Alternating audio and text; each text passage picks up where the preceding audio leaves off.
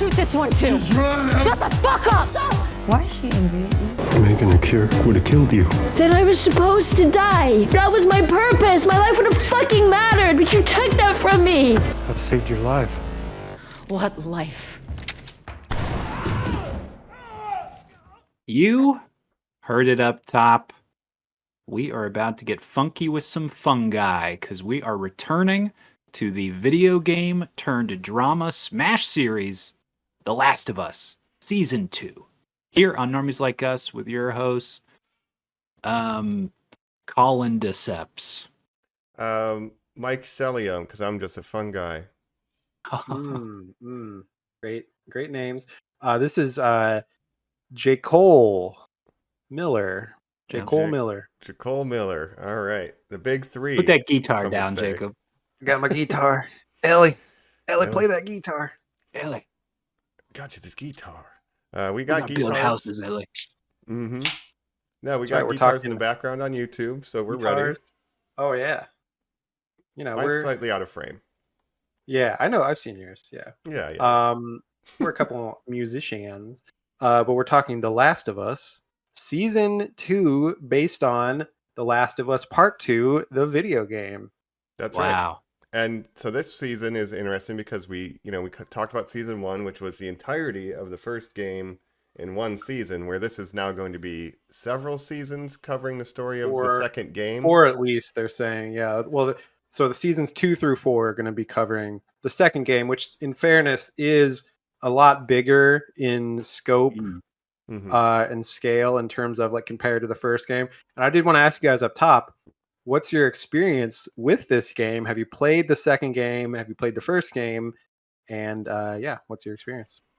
I'll lead off here. Yeah, I've played and beat the first game. You know, it's a while back. I can't believe how long ago that game actually came out, but smash hit. Yeah. It's a classic, great game, great narrative. That's why the show got made. The second one, I only watched you stream most of it, but I didn't see all of it on stream, and I have I don't think you saw a lot of the ending. I think you saw mainly like the first couple hours of the game. I didn't see anything of, we'll get to it like for like the scars and stuff. I didn't know anything about that stuff. Yeah. So there's so much of this story that you might not be familiar with because it does get kind of crazy.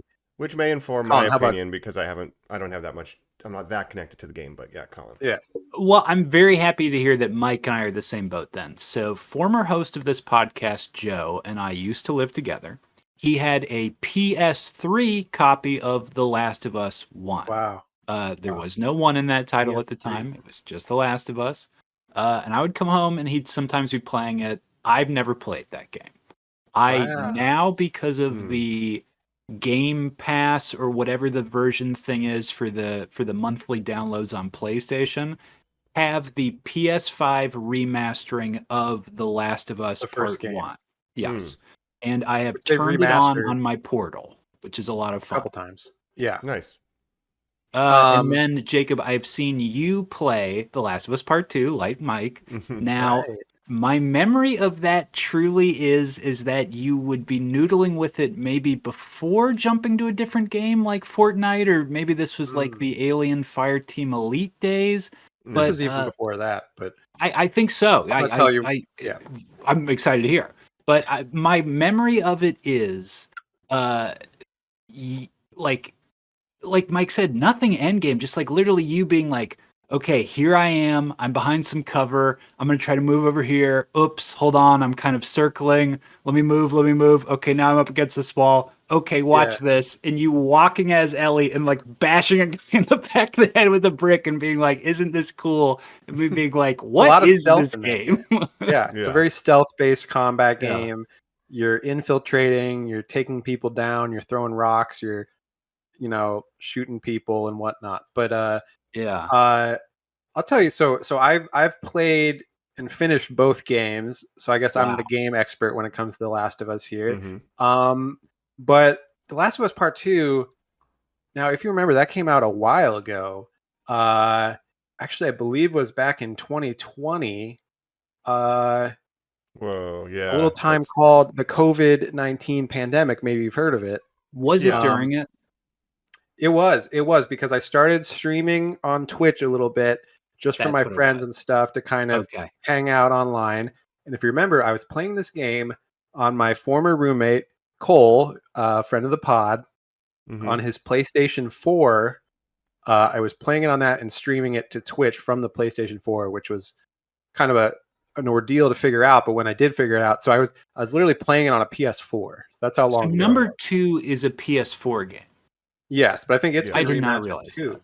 They remastered it for Wow. PS5, I believe. Yeah. They've remastered part 1 like twice or something like that. Like they keep just remastering them, which is crazy. And so they remastered a 2020 game, a 5-year-old game for PlayStation 5. But I was playing it on PS4, and I believe, I only streamed like the beginning and like not even that far in it. Like I think I got to Seattle basically, and I was kind of wandering around Seattle. So basically, where this season ends is maybe where I kind of stopped streaming. But there's definitely this story gets blown out with different factions and all kinds of stuff. So I guess I'm going to be the game spoiler. I'm not going to try to spoil too much for the upcoming season. But now, to draw on your Game Master experience, in the way that my father used to watch movies like Doom, like The Rock's Doom, and would be like, is this what the game is like? And I'd be like, yeah, you shoot like hell creatures on Mars. That is what it is.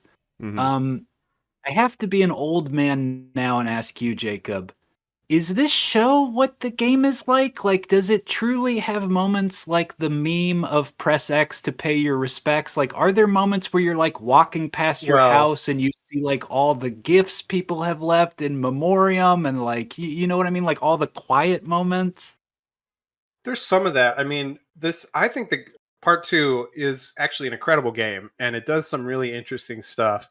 For instance, in Last of Us Part 2, like every NPC that you kill has a name, is named within the game. So you'll kill some random guard, and then their friend will go, Steve! No, not Steve! You killed Steve! It's this thing where like everyone you kill, it has an identity and has a name. So it's really trying to reinforce that like, you're like killing human beings out here and like you're taking lives in a way that a lot of games, there's a lot of, fodder that you're just mowing down random grunts and stuff a lot of times in video games. This game's like, no, you're like taking lives out there. So it's really focused on that. And it is cinematic. I mean, it is. Yeah. We talked about it in our last episode. Go ahead. Well, I was just saying, one of the criticisms almost that people had when they announced the show, now everybody loves it. When they announced season 1, they were like, it's already basically like a movie that you play little bits of. It was already very cinematic. Right. Yeah. That's why I think it was so successful to translate, because it really just is the story of the game translated to live action. And a lot of times you're watching these scenes, you're like, that's just a video game cutscene that's been turned into live action. So in that way, and this is, I guess, why I want to get your opinions as non-game players, or at least less experience with part 2 coming in fresh. And I love to hear from people that have never played the game or going in, knowing nothing about The Last of Us, just watching it as sort of a prestige HBO show and getting their opinions on the story, because the story is relatively very much the same as the game, although there's some stuff that's added, there's some stuff that's moved around structure wise that I'm going to get into, and I guess I'll give you my headline up top, is that I think this season was somewhat of a disappointment to me, in that I think it's an inferior adaptation of the game so far, in a way that I thought season 1 was a really good adaptation of the first game. I think this one, they've made some missteps that I want to talk about in relation of, between the game and the show, what they changed. So, Gotcha. And I want to get your guys' opinion on it. So, yeah. I think I've seen that discourse online, and I'll definitely be coming at it from more the angle of someone who kind of barely knew the second game. I knew the big plot points that, we'll get to, we'll have spoilers for this season. But, I'm excited to talk about it, because this is one of those big shows that kind of came out of nowhere and started the trend of video game adaptations can be good. So, yeah. And again, when we talk about, it's like, it's a lot easier to adapt this story than it is to make like the Minecraft movie, where there is no story to draw from. There's no, you can take references from the game, but you have to create your own story. So I think that's the big difference. Or even something like Sonic, where they're not directly pulling from the lore of Sonic, but they're kind of picking and choosing what they want to use from Sonic. But you do think Minecraft is a better movie than Jacob? Absolutely. I mean, there's no chicken jockeys in The Last of Us. What if there's a little cordyceps zombie riding on a clicker jockey? Clicker jockey. That's clicker good. Jockey. Well, to be fair, Resident Evil also has a story that you could just copy directly, and they refused to do that. So it took them a long time to get it right. Ever tried? They still haven't done it. Yeah. So. There was a long time where, for some reason, video game adaptations, they would be like, yeah, there's a story we could use from the game, but we're just going to throw that out and basically just use the name. Super Mario totally Brothers change everything. Probably the biggest. Even the Rock Doom movie, right? It's like totally different than Doom Guy, right? So, you want to jump into it and talk some cordyceps virus, whatever? Mm-hmm. Let's do it. Is it a virus? Part 2. Yeah. Right after this. We're back here on Normies Like Us, where we are talking about the video game adaptation, as Jacob said. It's The Last of Us Part 2, kind of, in that it's The Last of Us Season 2. The first of us. Well, the second of us, I guess. They could have called it the second of us. Yeah. I would like that. Here's the thing. I think this is kind of an interesting launching point. Jacob, you said your headline. Here's the headline I kind of want to highlight for talking about this specific material that we're covering today. Mm-hmm. Now, Mike, you just said before our jump, you have not played this game that this show is adapting, and yet you said, I know the beats, I know the spoilers. Yes, correct. And it was a big kind of controversy online. Even the game itself, people were like flipping out, and then casting decisions in this caused controversy too. So there's a lot of stickiness. There's the big spoiler up top, which we should say, of course, we're going to be talking spoilers for Last of Us Season 2. Maybe getting into some light spoilers for what's to come for Seasons 3 and 4. I don't want to, I'm not going to go too heavy into that, but there's some things I'm going to try to avoid spoiling anything big, but also talking about the game and where the future is going for the series. Now, here's the thing. Every episode we do, we talk spoilers. This is a pop culture analysis show where we have a topic every week and come at it from every angle. We always talk spoilers. Right. I think this thing we're talking about today and the big thing we're going to get into up top is the spoiler of our generation. In the way that Luke, I Am Your Father was the spoiler of our parents' generation. Really? More than like Game of Thrones, some spoiler like the Red Wedding or like Ned dying. I think those was pretty big for me. Yeah. Those were pretty big. I would agree with that. This was something that it became so toxic and so poisonous, it spread like a deadly fungi spore that controls your brain. Yes. I'll say it was divisive online. There's certain communities online that were not happy with it. What should we just we just lay it out? Yes, I mean, of course. It happens in the show. So very early, second episode. Yes, and I was wondering how they're going to do this before the second season came out, because of course the big spoiler in the second game, you boot it up, you start playing, you play a little bit as Ellie, sort of like the tutorial zone. Then you play as Joel for a little bit. You save a woman named Caitlin. Gotta make sure that's her name because I'm forgetting. See, I didn't play Abby. I was thinking of the actor's name. Right, Abby. Yeah. So you save a woman named Abby from a horde of zombies. She's like, "Oh, my friends are back in this lodge. Let's go there. We'll be safe there." She, of course, overhears that his name is Joel, and so they go back to this cabin where they surprise attack Joel with a golf club and, of course, kill him in front of Ellie, who Ellie shows up like in the show and sees Joel get beaten and killed to death with a golf club by Abby. Now, who is this Abby? Now, this is one thing where the game and the show diverge a little bit, where they sort of set up who Abby and her friends are off the top, which is an interesting choice, where they say, oh, Joel killed my father. Joel killed all these people in the last game. If you remember, of course, the last game was Ellie is immune to the cordyceps. They were going to use her brain to make a cure but it would Never have would've required her to Mhm. die. Dumbest She would idea. not have survived the experiment. And so when Joel found that out, he killed everyone in that hospital, including the doctor, who was the only person that could make this cure, and that is Abby's father. Now, this isn't revealed up top in the games. That's where the difference is. That's not revealed until later. So interesting choice there. Yeah. Right. So that's the big spoiler. Joel dies in the beginning of the game. The main character of the first game Yep. is killed The off. person and you played as, the person you're expecting going into this game, I can't wait for his second adventure. Yes, Yeah. incredibly divisive.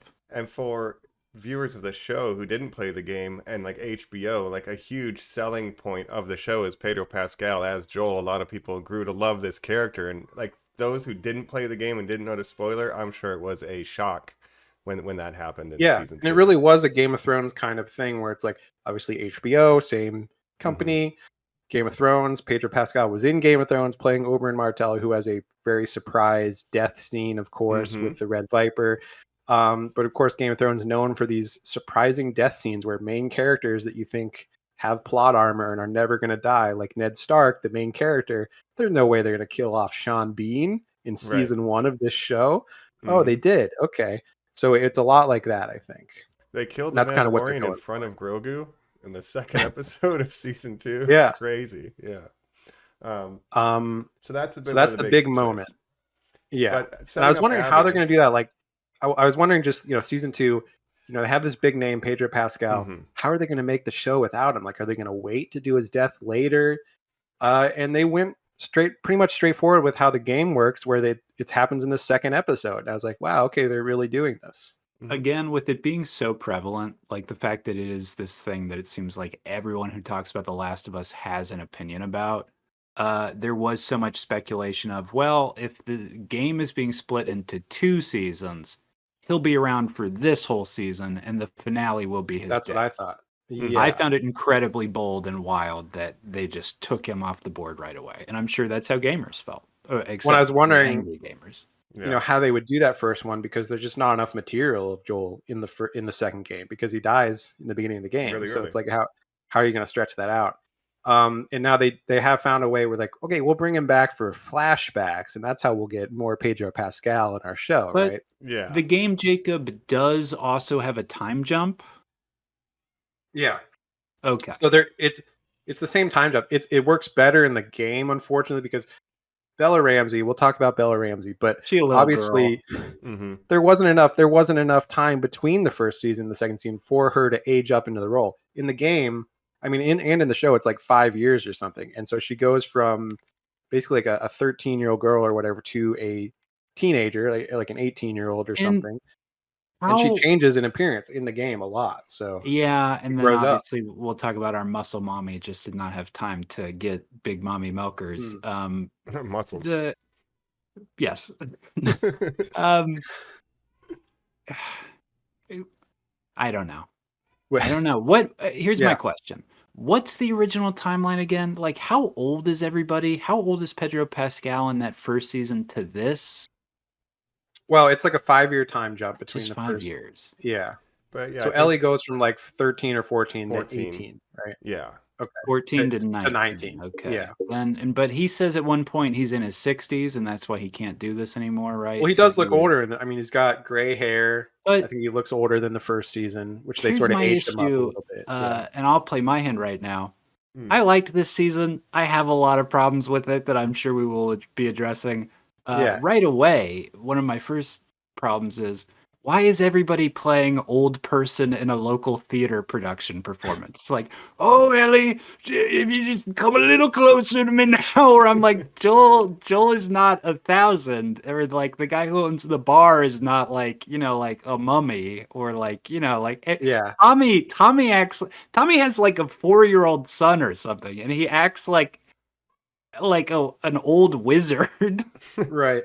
Well, I guess they're trying to sell the time jump of the season. And I guess, I mean, the biggest problem to me, and I think Bella Ramsey is not a bad actress or anything, but I think looks-wise just didn't age up enough. I mean, Last of Us Part 1 only came out like, what, a year or 2 years ago.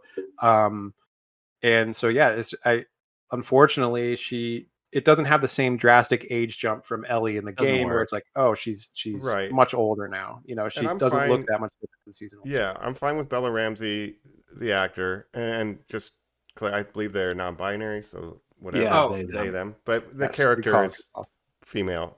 So Ellie is regardless, female. yeah, it just doesn't age up right. And HBO has done something like this with the House of the Dragon, where they did a time jump and Right. recast it. So it's not with unheard different of. actors. Yeah. Right. Yeah, I guess why wouldn't you recast? She just looks so young. It's so crazy. Well, I And mean, I she don't is supposed to dislike be them. 19, and she's older than 19, right? How She's old 21. is she in real life? 21. She's 21. 21. Remember, she played the little northern Yeah. princess in Game of Thrones too. So the Lyanna Mormont. That's right. That's right. Um, And a lot of people have been, well, criticizing their performance. I don't really mind the performance, Yes. but I just think the age doesn't feel right because they look so young. The age doesn't feel right. She's also written as basically the dumbest character alive, and I can't really give too much love to that either, unfortunately. Yeah. Yeah, maybe there's hard to other characters I separate like a lot. hard to separate from what's the writing and what's the performance and maybe what's the problem with the role.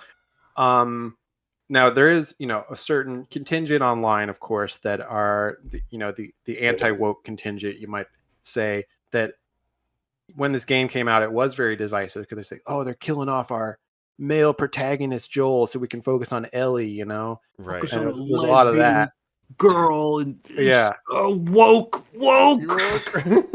And so some of that has kind of come into the show where it's like, oh, and this contingent really hates Bella Ramsey apparently as an actress. They think she doesn't look enough like Game Ellie. They don't look enough Yeah. like Game Ellie. They call her horrible things. I mean, it's truly horrible. And they say, oh, you should have cast what's that actress from Alien Romulus? Kaylee Spaney. Kaylee Kaylee Spaney would have been the perfect Ellie. You fucking blew it with Bella Ramsey. So there's a whole hate movement online to hate this actress, unfortunately, that they do not deserve. But there are problems, I will say, with this. It causes that there's problems with the show, but they use that as an excuse to be like the whole show sucks, because I think there's good things in the show too.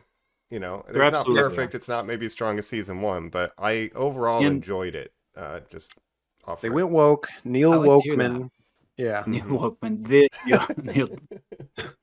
Neil Wokeman. That very vocal contingent, of course, has weaponized the fact that the Metacritic score for the video game was incredibly low, or whatever fan score, not critical score. Yeah. And now it's come that this season of the television show is actually lower than that video game. It's gotten downvoted so much. Again, when the game came out, it was extremely divisive in that some people hated it, some people loved it, some people thought it was like one of the best games ever made. So it was divisive on both ways, where some people thought, oh, this is like a masterpiece, and some people hated it. So there's a lot of difference of opinion. Not too many. I feel like you either love it or you hate it. Like there's not too many people that are like, yeah, it was okay, because it's that kind of game where it's like either you like what it's doing or you don't. But wasn't it like so praised for its physics and open world and animation? I mean, I think the combat is great, like the stealth mechanics, and just what's doing with the story. Like it's really it's using these themes of revenge, right? Which is, of course, plenty of stories are based on revenge and how, if you set out for revenge, you better dig 2 graves and all that stuff. Like, correct. Revenge will, corrupt you from the inside, and you're never going to get that kind of closure that you want. And that's kind of what it's all about, is that Ellie watches Joel die in front of her and sets out to kill the person that killed Joel. And if not, she finally does it. How is she going to feel afterwards, right? No, it's right when the hero does it. It's wrong when the villain does it. And Ellie's the hero. Yeah, and that's what The Last of Us 2, the game, as Jacob was saying, like all the NPCs have names because the game was trying to be like, yo, like violence has consequences and these are real people, and like really trying to push that point home of how far Ellie's willing to go. And also the show setting up Abby, who is also on a revenge mission because Joel killed her dad. So it's this whole thing. It's the cycle of revenge. Mm-hmm. And what the game does, what the show is going to do. So this is not even spoilers, but like this has already been announced for the third season. But basically, what the game does is you start the game as Ellie, right? So after Joel dies, you go on this trek with Ellie to Seattle, Ellie and Dina, where they come across the WLF, the Wolves, and which Abby is a part of. And then at a certain point, the game shifts to Abby's perspective, and you jump back and you play from Abby's perspective earlier on, leading up to present day, and then you jump back to Ellie. So you're playing as Abby for a certain portion of the game. Now, what the show is doing, and this is what the very last scene of the show of this season is doing, where you have this climactic moment, and then it like cuts to black, and it fades back in, and you see Abby from days earlier or whenever, and it's clear that it's a flashback of Abby, and that's leading into the next season, which apparently the entire next season is going to be from Abby's perspective, not Ellie. So Ellie is not going to be in the third season, I don't think, or maybe she will at the end. Like it's leading up to, or if they include the scenes of when she catches up to Joel and she's there might be a different perspective of that scene or something. But it becomes a lot about these different factions. You have the Wolves, you have the Scars, which is this like tribal faction that has their own customs. They're kind of at war with each other. There's other factions. There's like this cannibal faction and stuff. So you're going to learn all about that, the deeper lore of this Seattle area, which the game really goes into. So I'm interested to see how much people are going to like this or not like this, Yeah, and there's already been people, again, I hate to bring up the worst actors, not the actors in the show, but on the internet, criticizing Caitlin Denver as Abby, because they're like, she's not muscular enough, and it's like, we hate her too, and like, so now that she's going to have a whole season, I wonder how people I are didn't going to take think that. this was I don't think this was too much of a problem. Right. Yeah, they hated Abby in the game because this is another anti-woke thing. Like, yes. Now we got to play as they this hate her no matter what. muscular woman. Like, what the hell is as this? if that could even exist. Like, I remember seeing posts that were like, this body is unrealistic. The protein she'd have to be eating, she's not The Rock. The Rock's a man. Where you're like, okay. Okay, well, first of all, now Katie O'Brien exists, right? Hey, okay. And nothing. She should have playing this role. I don't think so. She's a little maybe too old for the role, unfortunately. I don't know. But she has the right body type for it, and it's like, women can be like. There's women bodybuilders, like that, right? Yeah, like people, Ripley. Like there's female bodybuilders exist. So they hated the game version was muscular, and then they cast, a more slight young lady, and they're like, we hate this too, like Yeah. And I don't think it was that big of a problem in the show. Like I thought Caitlin Dever did a good job. I don't think her being not muscular enough was a problem for me. Like I believed her in the role. But just to say, like, if you're living in this post-apocalypse where you're constantly fighting for survival and you're actually at war with these Scar tribe people, you would want to be very muscular because you're constantly fighting. Mommy. Yeah. I hate to lean any favor towards these bad actors that we keep talking about, but I unfortunately did not really enjoy this performance or this character. I found the writing for both female leads to just be reduced to essentially them being whiny and annoying. I never once found Abby intimidating. I just found her sort of like bossy and mean. And like when that woman in episode 5 is saying to Isaac, like, why is she special? Like, why do we care about this girl? I leaned forward in my seat. It was like, I'm so excited to hear this explanation of why she matters at all. Well, maybe you'll find that out in season 3. Yeah. Okay. But her and Ellie really are two sides of the same coin where it's like, they're both of their father figures were killed and they're getting revenge on it. It's like she's getting revenge for Joel killing her father, and then Ellie is now getting revenge for Joel. So it's like they're the same person essentially. Do you think Abby's very smart doctor father ever said, "Hey baby girl, here's your guitar"? Probably, yeah. What's with this moth? Yeah, what's with this moth that you're always drawing? Dreams. Abby? You know anything about dreams? You want to go to space? Yeah. Yeah. Well, There's so I guess we much should to jump talk back. about, Well, guys. yeah. Well, I just want to say there's one other kind of character that I think was very endearing, but I'm biased because we have Isabella Merced. It's boy. Dina, Alien Romulus. Yeah. You know, my So- girl. And I think she was very I'm good in this worried. show.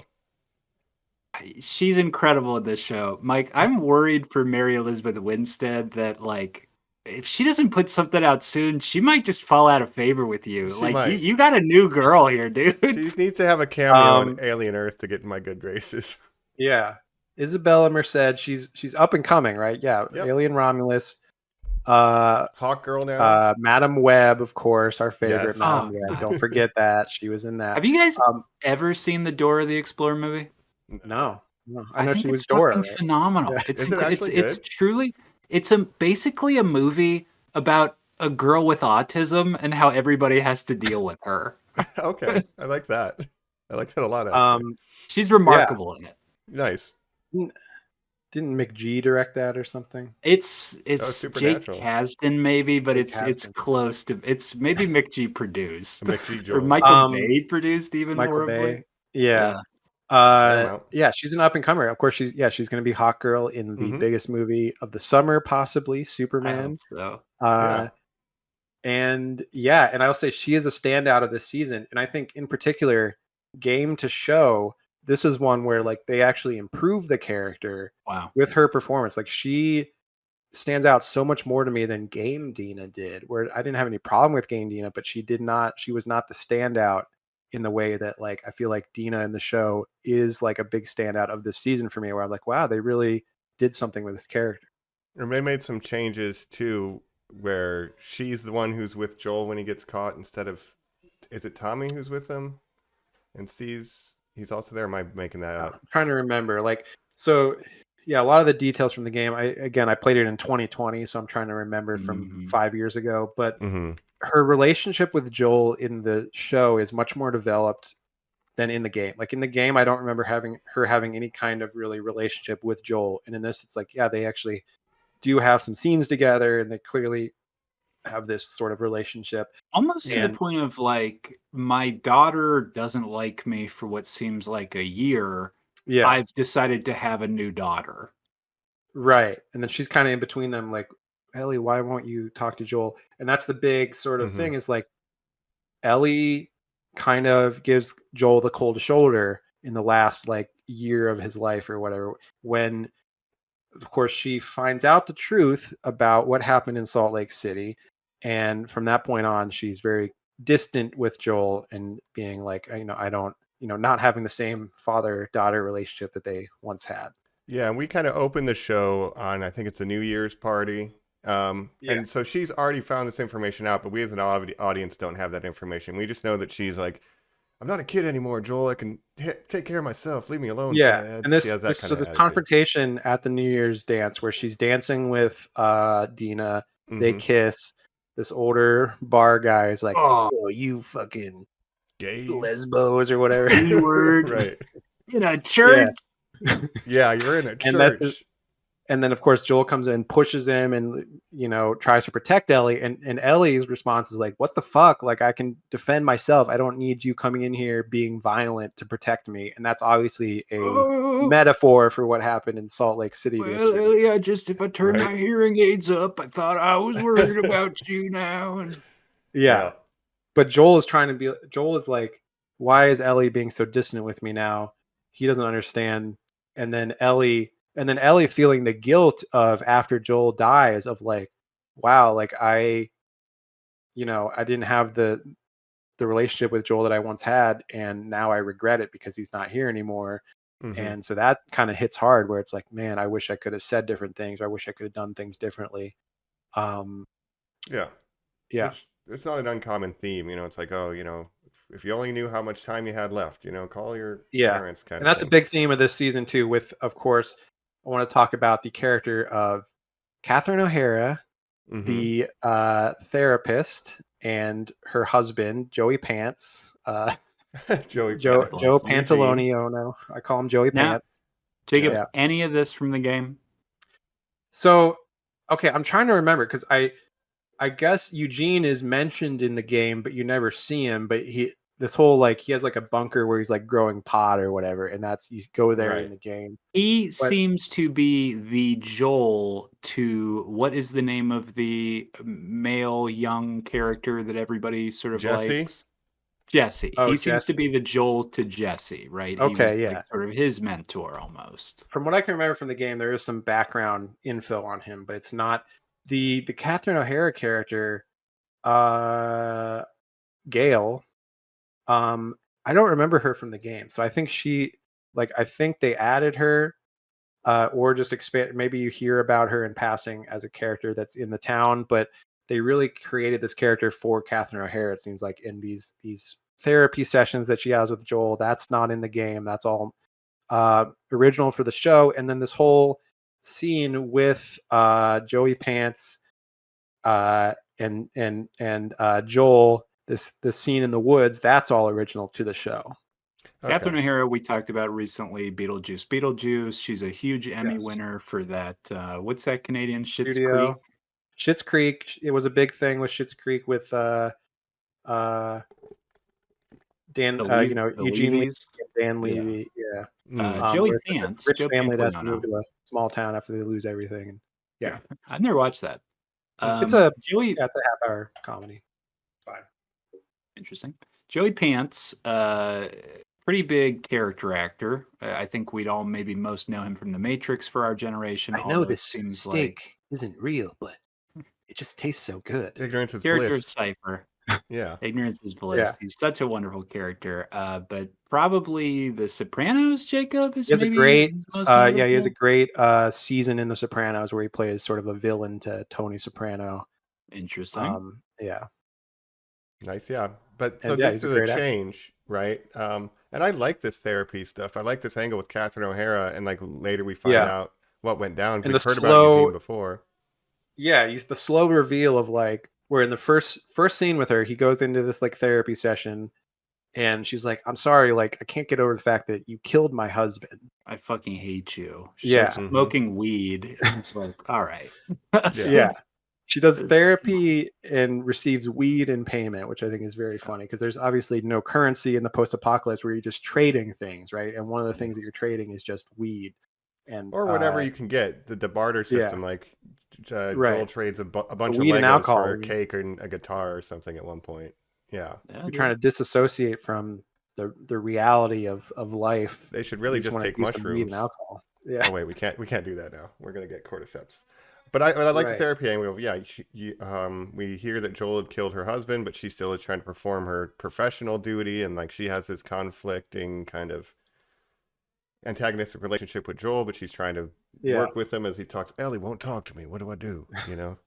And I like this character in the show. Like it's a good added character for the show because I think Catherine O'Hara does a great job with it and gives another perspective of a townsperson because otherwise it would just be like Tommy and his wife and like a bunch of townspeople that we don't really know. So they're giving more named town people. I guess there's the old bar guy that Seth is homophobic or whatever. Yeah, homophobic Seth we call him. But I think it would be good to have a therapist in the post-apocalypse. I'm sure there's a lot of big emotions everybody's experiencing. Well, she's very nasty about it. It's like, oh, everyone wants me to like do my job for free now, like because I'm the only therapist left in the world, and I just don't want to do that. Yeah. Didn't Walking Dead pull this move at some point?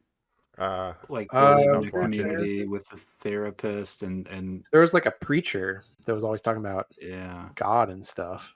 Yeah, I'd be like, hey, give it a rest, man. Give me a rest, man. Yeah. But yeah, all this Gale stuff is really interesting, and her sort of relationship with Joel, where she's like, yeah, you killed my husband. I'm still going to try to help you or whatever, but I am still mad at that. I don't want you to forget that I am mad at you. And then we see eventually this pivotal scene, and I think this was my favorite episode of the season, which started with a series of flashbacks of Ellie's birthday over the years. Well, to go even further back, it's Joel's entire life. We see his childhood with Tommy, and we meet his father. Right. We see Tony Dalton as Joel's father, a policeman who sort of, would beat his kids, but then say like, oh, well, you don't understand. My dad beat me even worse. So like all you can do is try to be a little better. And then so I hope you're a little better than I am as a father, He basically. gives him a beer. Yeah, that's a crazy scene. Very well written. That's a crazy Just scene. do a little bit better. Yeah. Yeah. And I like Tony Dalton too. I mean, obviously he was in Hawkeye, and he was in Better Call Saul. He was great in Better Call Saul. Yeah, absolutely. So yeah, we see this flash. It's all about, you know, father. Can you do better than your father did as a father? I guess that's sort of the theme Every of this character. episode. And the effort And we that see parents are making. Yeah. We see Joel making the effort on the birthdays. Yeah, he's trying. And the whole thing with Joel is like he's like a violent person who's like trying to raise someone to be better than him. And he knows that he's a violent, like flawed person, which happens to be very useful in this post-apocalyptic world. But he is like to the point where it's like, oh, you probably couldn't live in a civilized world because of you're so violent and like, Not anymore. yeah, like you're a relic. Tommy describes him at one point as when him and Ellie are sort of weighing the opinion on vengeance and if she's going to go on this solo mission. Tommy says about his brother that he's a protector. You know, he would have killed those people if they were here, but the minute they hurt ours and left, it would have meant nothing. He would have just protected. And that sort of is his curse, right? Is that you channel him at this protection. And what he did last season is save someone he loves, but gamble away the future for the entire human race. Right. And that goes back to, that's the big moral quandary of the first game, the first season, where it's like, we still don't even know like the right answer. Like some people say, yeah, I'd do the exact same thing to protect my daughter, my adopted daughter. I would do anything. And then some people say, well, you have to, you know, the needs of the many outweigh the needs of the few. So you have to be more pragmatic about it. Spock, like, think about the community. Oh, you're always thinking about the community. Fuck the community. Yeah. Right. Fuck the community. So it's interesting because a lot of people have different perspectives on it, where some people be like, no, like obviously your child is more important than anything else and you need to put them first always. And then some people would say, you know, the opposite. So it's really a Rorschach test of what do you really believe about life. And the game, you make that choice as a player, right? And in the show, they decide that is the canon ending, is that Joel goes on and in the games too, they confirm that is what the true ending was, even if you pick to let her be experimented on. You get I forgot that you get a choice. You get to choose. And I remember choosing viscerally, you are all going down. Like, you know, and like the game spends all this time setting up this father-daughter relationship where at first Joel is reluctant to, he doesn't want any attachments, he doesn't want a family. You know, of course, it's the whole game starts with his biological daughter dying in the beginning of the outbreak, and that's how the game starts, right? The first level is like you're playing as his first daughter, Sarah, and the normal daily life before the outbreak. Right. And then to eat infected pancakes. Yep. Yeah. And so it goes back to, so he lost his daughter. He shut himself off from the world and said, okay, I'm going to become this person that has no attachments, no family or anything. And then over the course of this game, he grows into this father figure. And it's like, well, okay, I guess Ellie is my daughter now. Baby girl. And I would do anything for her. And that ends with the killing of all these people to protect Ellie. Yes. And now whether that was the right or wrong thing to do, we don't know. Right. But it's shows the complexity of that relationship, because like what he lost, he was just a carpenter, he had a daughter, he was doing a little bit better than his father was. He lost that, opened up to Ellie, made a choice, and then when he delivers that line like, I love you in ways that are you could never understand, and really you know, that whole thing where he's like, you wouldn't get it, you could probably never get it, how much I love you and the way that I care about you and why I made that choice. But she says, I should have been the one to make that choice, you made it for me. And there's this, and that's what's I love this confrontation scene on the porch. Yes. Which again, structure-wise, this comes much later in the game, where it's almost like the end of the game that you actually get this confrontation. That you see the flashback and. Well, you see, so this flashback episode is interesting because it's taking different flashbacks throughout the game and putting them into sort of a montage. Wow. Where you get these different birthdays, the whole spaceship scene, that's directly from the game, but they're kind of interspersed throughout the game instead of all at once. So the montages are, you know, interspersed throughout the game. They're put together in this montage, whatever, the flashbacks. Yeah. But this porch scene where after the New Year's party, Ellie comes back to the house. She sees Joel sitting on the porch, and in that first episode, we kind of see her just walk back to the garage where she lives, and that's all we see. Later, we see, oh, she comes back, and they have this talk on the porch where she reveals she knows what happened in Salt Lake City. They have this whole confrontation about it. That scene in particular is essentially almost the last scene of the game. It's after all this stuff has happened, then we see that scene, and then we see the final, how the game ends. And it's very bittersweet and melancholy. So it's an interesting structurally to put it so much earlier in the story in the show. And I think maybe that was to give people, okay, so we don't want to drag it out 2 seasons. Like we're not going to see this scene for another 4 years in the show. That would be insane. Well, that's its own weakness, is the production schedule, and we should talk about that at some point. But I don't know. I like this scene. I think the writing was very good. It's so telegraphed, like all the moments of like it cutting right after that in the first episode. There's Ellie in the hospital later with Gail directly saying, "So you talking to him at the party? That was really the last time you ever talked to him." Yeah, it was. Right. And I mean, it's not. I don't think it's that huge of a reveal or secret in that the thing that would put the relationship is this thing. It's like, it's what else could it be? Yeah. What I love about it is the detail of like, okay, so she's obsessed with like moths. She gets like a moth tattoo and stuff. He's like, what's this whole moth thing? Like, what do moths represent? And he has a scene with Gail where he's like, wait, like dream analysis and stuff, right? What do moths represent? And she says death. Moths represent death. And to Ellie, her purpose in life, Joel, by saving her, robbed her of her life's purpose, which was to be the cure for the cordyceps. And she believes, like, you wasted, like, my life is wasted now. Like, my life could have had meaning. If I died there, I would be dead, yes, but we could have saved the world, and that would have been my life's meaning, and you robbed me of that. I think that's such an interesting angle of this all. Like, that's why she's mad at Joel. Hence the moth. Yeah, no, that makes a lot of sense. And I do like that. And I think the performances were good in that scene, even if maybe, as Colin said, it was predictable. I still like the chemistry and writing in that scene, I guess. And I think this was the best episode. The montages. This was the Nick Offerman episode of last season to this season, where it's like, this is clearly the best episode of the season. And it had the most Pedro Pascal in it. I don't know if that's a coincidence, but it's just that Joel Ellie relationship. That's the most interesting thing about the show, which is why it's so hard to make the show after Joel's dead. He's an electrifying performer.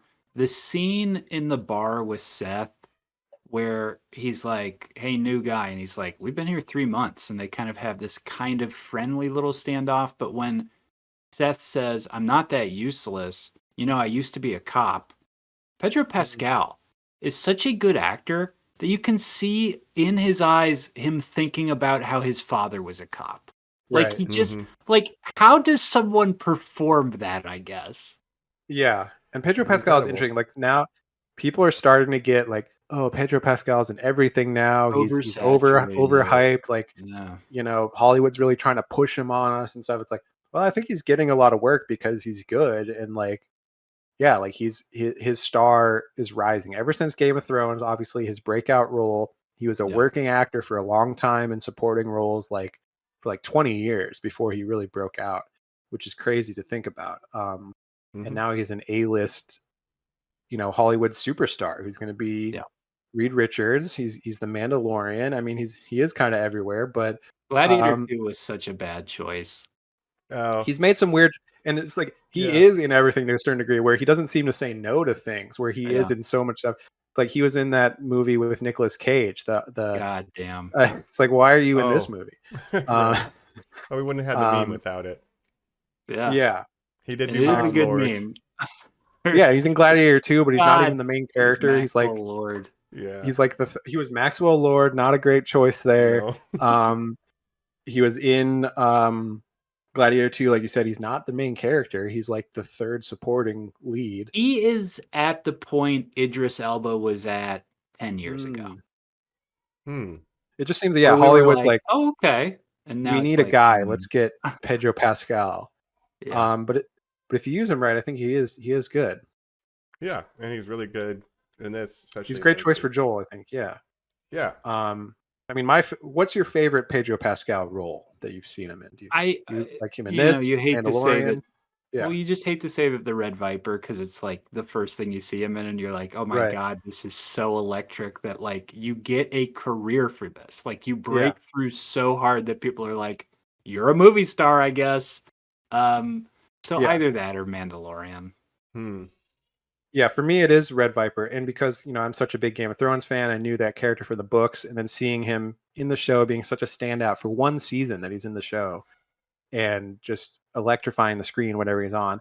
And it's such a weird path to Hollywood stardom, where he's in his 40s in Game of Thrones, and it's like you broke out in your 40s. It's very unusual, but yeah, the Mandalorian, this, like, he's great in all of them.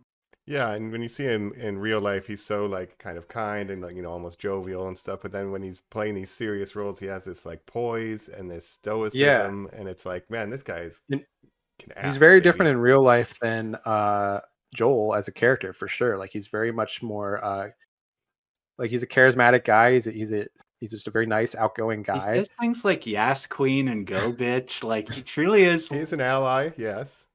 Silly. He's an ally in that he has a trans sister, and he's very supportive on trans rights.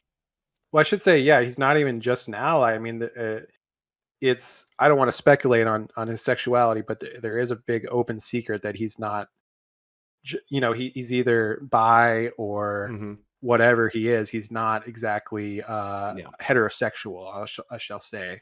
But he's outspoken on equal rights for that kind of stuff, and that's also very cool. But I love him. I mean, I think he's a very famous he's person. A great guy. You both went all the way on Narcos, right? I think I stopped watching it when he was off of it. I watched I've seen all. I mean, there's Narcos. Obviously, there's the Pablo Escobar seasons. Then there's one season where they focus on the Cali cartel, which is a different cartel, and then there's Narcos Mexico with Diego Luna and Michael Pena. There's a couple seasons of that, and that's a lot of fun too. Diego Luna playing a villain, sort of against type. Yeah. Here's the thing, Jacob, and try not to come in your pants as I say this to you. I have been thinking a lot about Andor lately. Wow. In that we're gonna break him. To this episode of this podcast that you guys did such a good job. Adam was such a great guest. Yes. And reading all these reviews, and it was just such a hot topic online. But your guys' specific point of it's media that doesn't talk down to you. I think that there's this sort of universal gaslighting that goes on where people are like, prestige TV, air quotes. That's the era we're in. And what that means is a network pays $1 million an episode. And if they do, and it looks good and stars are in it, then it's a good show and it's a well-written show. That is not always the case. And I think in the instance of this season, there is a lot of talking down to me. And that specific moment where, tell me the young guy's name again. Oh, Jesse. Young Mazzino. Yes. And I don't even mean that Young is literally his name. I just keep meaning that he's the young man of this group. Yes. But when Jesse and Ellie are having the conversation very late in the season about Dina's pregnancy, and they go through this whole like back and forth, and he says, well, she's pregnant. And Ellie goes, yeah. And then there's this moment where she goes, oh, you were just guessing and I blew it telling you? I was thinking in my mind like, God, this show really talks down to you, opposed to just like letting these moments kind of like play out naturally. That could have just been literally he does a face and she says, oh shit, and you would have gotten it the same way. I think, that is a strength of Andor, where it's like, it's not holding your hand. It's not explaining every single thing. You kind of have to make connections in your own head. It's not spelling everything out for you.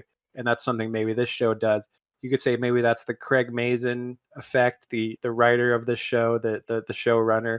I don't hate Craig Mazin or anything. I think Chernobyl was a great series. But if you look, like, he wasn't always doing prestige TV. He was doing a lot of like lowbrow comedy and stuff early on in his career. Craig Mazin. I don't know if you guys are familiar with him. Epic movie. Oh, geez. Yeah, he was doing stuff like that. So to make the jump to now doing this prestige stuff, which really started with Chernobyl, it's interesting. And yeah, maybe maybe that studio directive saying, "Hey, you got to tell the audience what's going on," because Yeah. But I don't know. I mean, that's what I like about Andor is that it trusts its audience enough to make those connections for themselves without When spoiling. because basically the structure of this season is so much the Campbellian story circle that literally first episode is set up the world, second is inciting incident that changes the world, third is getting Crossing the back on your threshold. feet to exactly, and then Right. the rest of it is just this quest. But about 5 times in this season, Ellie says, Dina, I just don't think it's safe for you to come with me, and we should probably have this conversation again. Like it just feels so much weaker than the first season. I don't understand the quality drop in writing just being this extreme. How does that happen? Yeah, I mean, if the thesis of the season is the intention is Ellie is making poor decisions because she wants revenge, so she's constantly making bad decisions. Blinded by Blinded, But yeah. Yes. But if that's their intent, yeah, the writing is a little like Colin's saying. We're repeating scenes and conversations. She's constantly being like, "Hey, everyone's telling her this is the wrong thing to do," and she just does it. They're But really instead of coming hammering that across in. stubborn, she comes across as It- stupid. It's like I understand it in a game, which games can be 40 hours or something like that Yeah. of like playing and like there's Yeah. so much action breaking up and you being so in control that maybe that message hits so powerfully. But the fact that I'm like, yeah, no, I get it in this season, and they've announced 2 more seasons that they're gonna have just to get this thing fully completed. I'm kind of like, right, no, but I get it. Well, it's gonna. I mean, there's a lot more story to get into, and again, I think it's a lot harder to adapt the second game than the first game because of the difference in scale. And I don't remember Ellie being so whiny and annoying in the game. As much as it sucks to say. I don't know if it's the performance or the writing, but I don't know. I don't remember game Ellie being like this. So She's incredibly unlikable this season. Yeah. It's everybody And around her that I like. Like when Jesse is telling her, like, you're fucking being stupid and selfish. You got like 12 people killed just because you went off. We voted not to let you do this. You fucking went. So what the hell? Now my daughter or my kid is going to, who I don't, the kid that I'm supposed to have is in danger. So fuck you. I'm like, yeah, you're correct, Jesse. You're 100% correct. And I love the whole point of like, she's like, no, I'm doing what Joel would have done.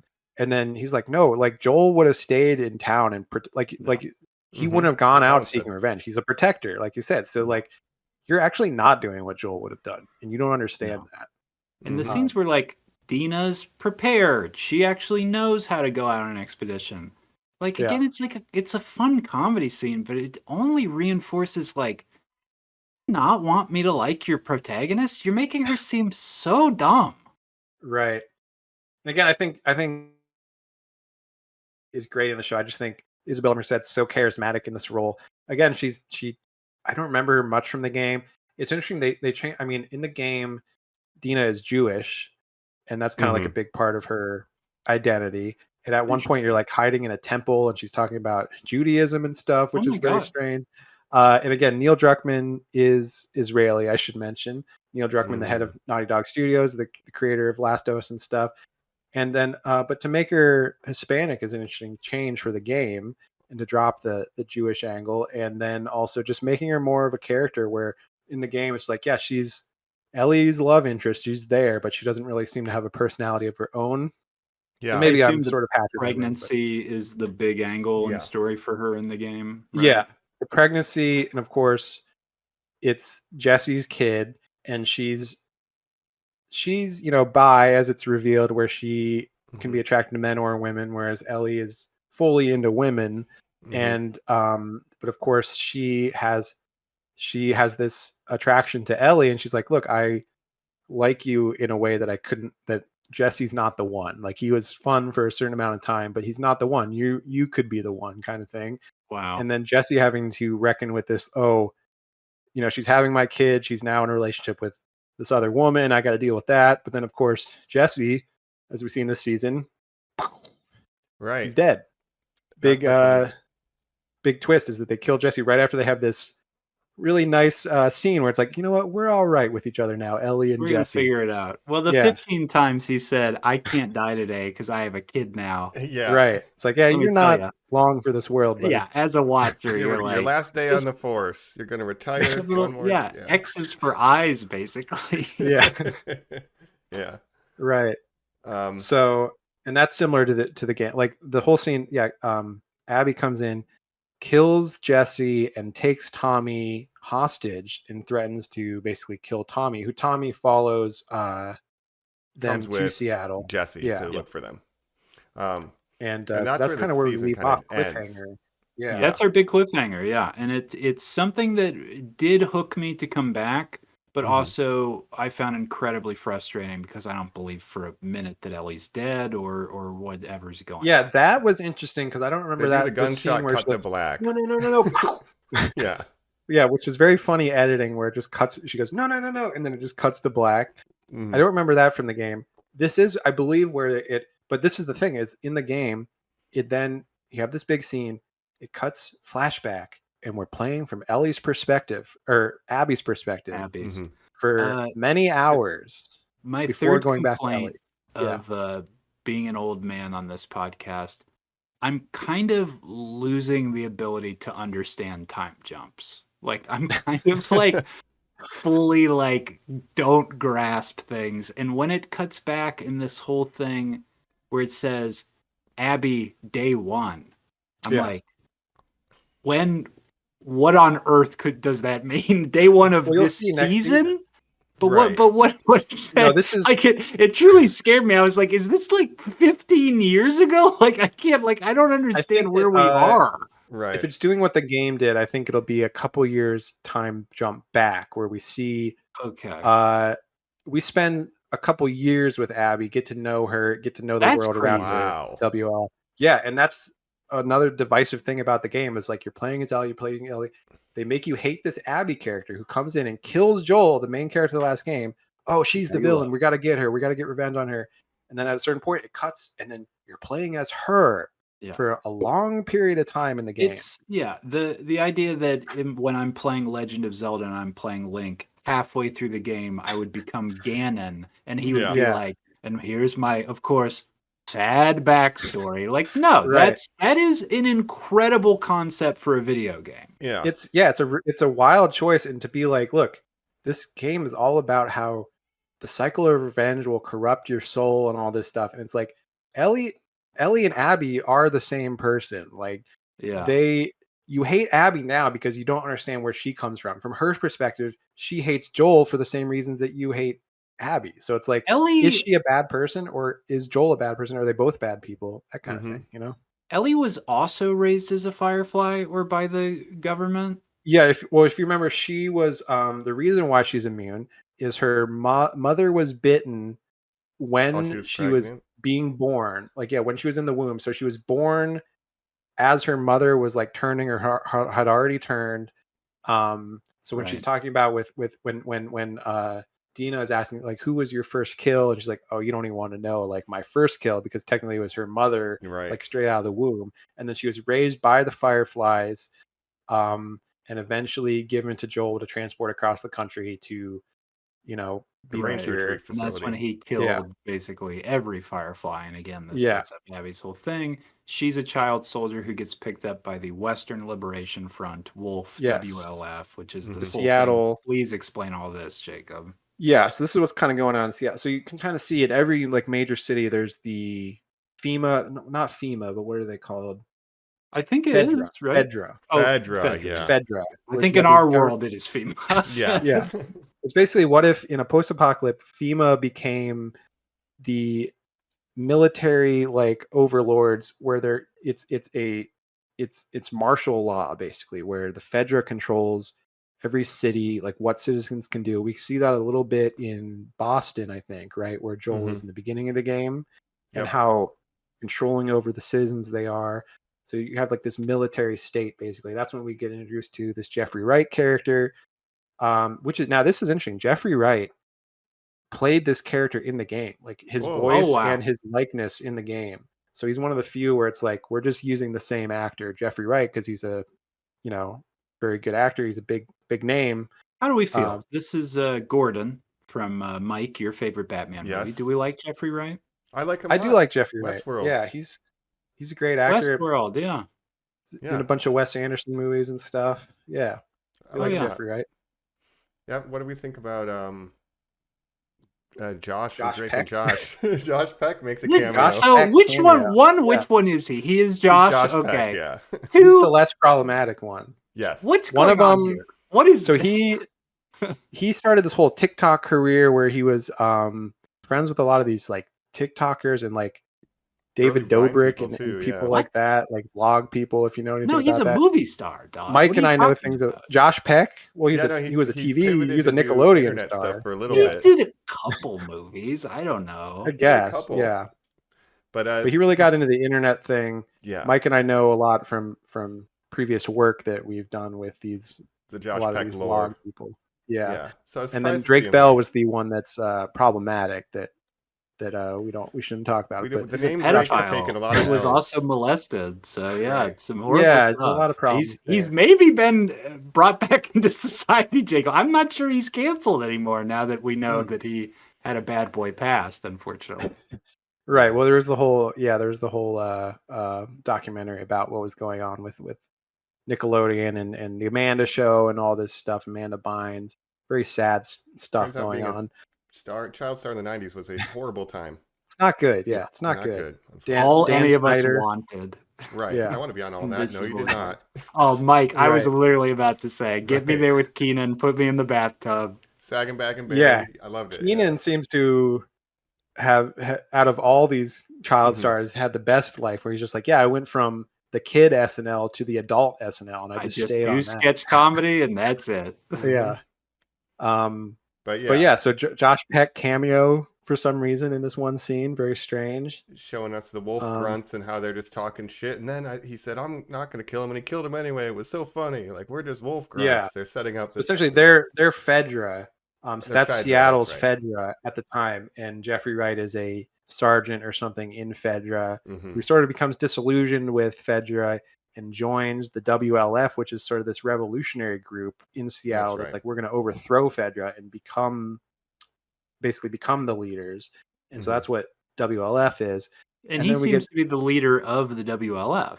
Yeah, so he defects from the Fedra and joins the WLF to become their leader, I guess, basically. Mhm. Good gig Yes, if you can get it. Yeah. Yeah. I do like that scene, though, of him picking the one soldier who wasn't talking shit. He's like, come with me. We're going to talk to these guys.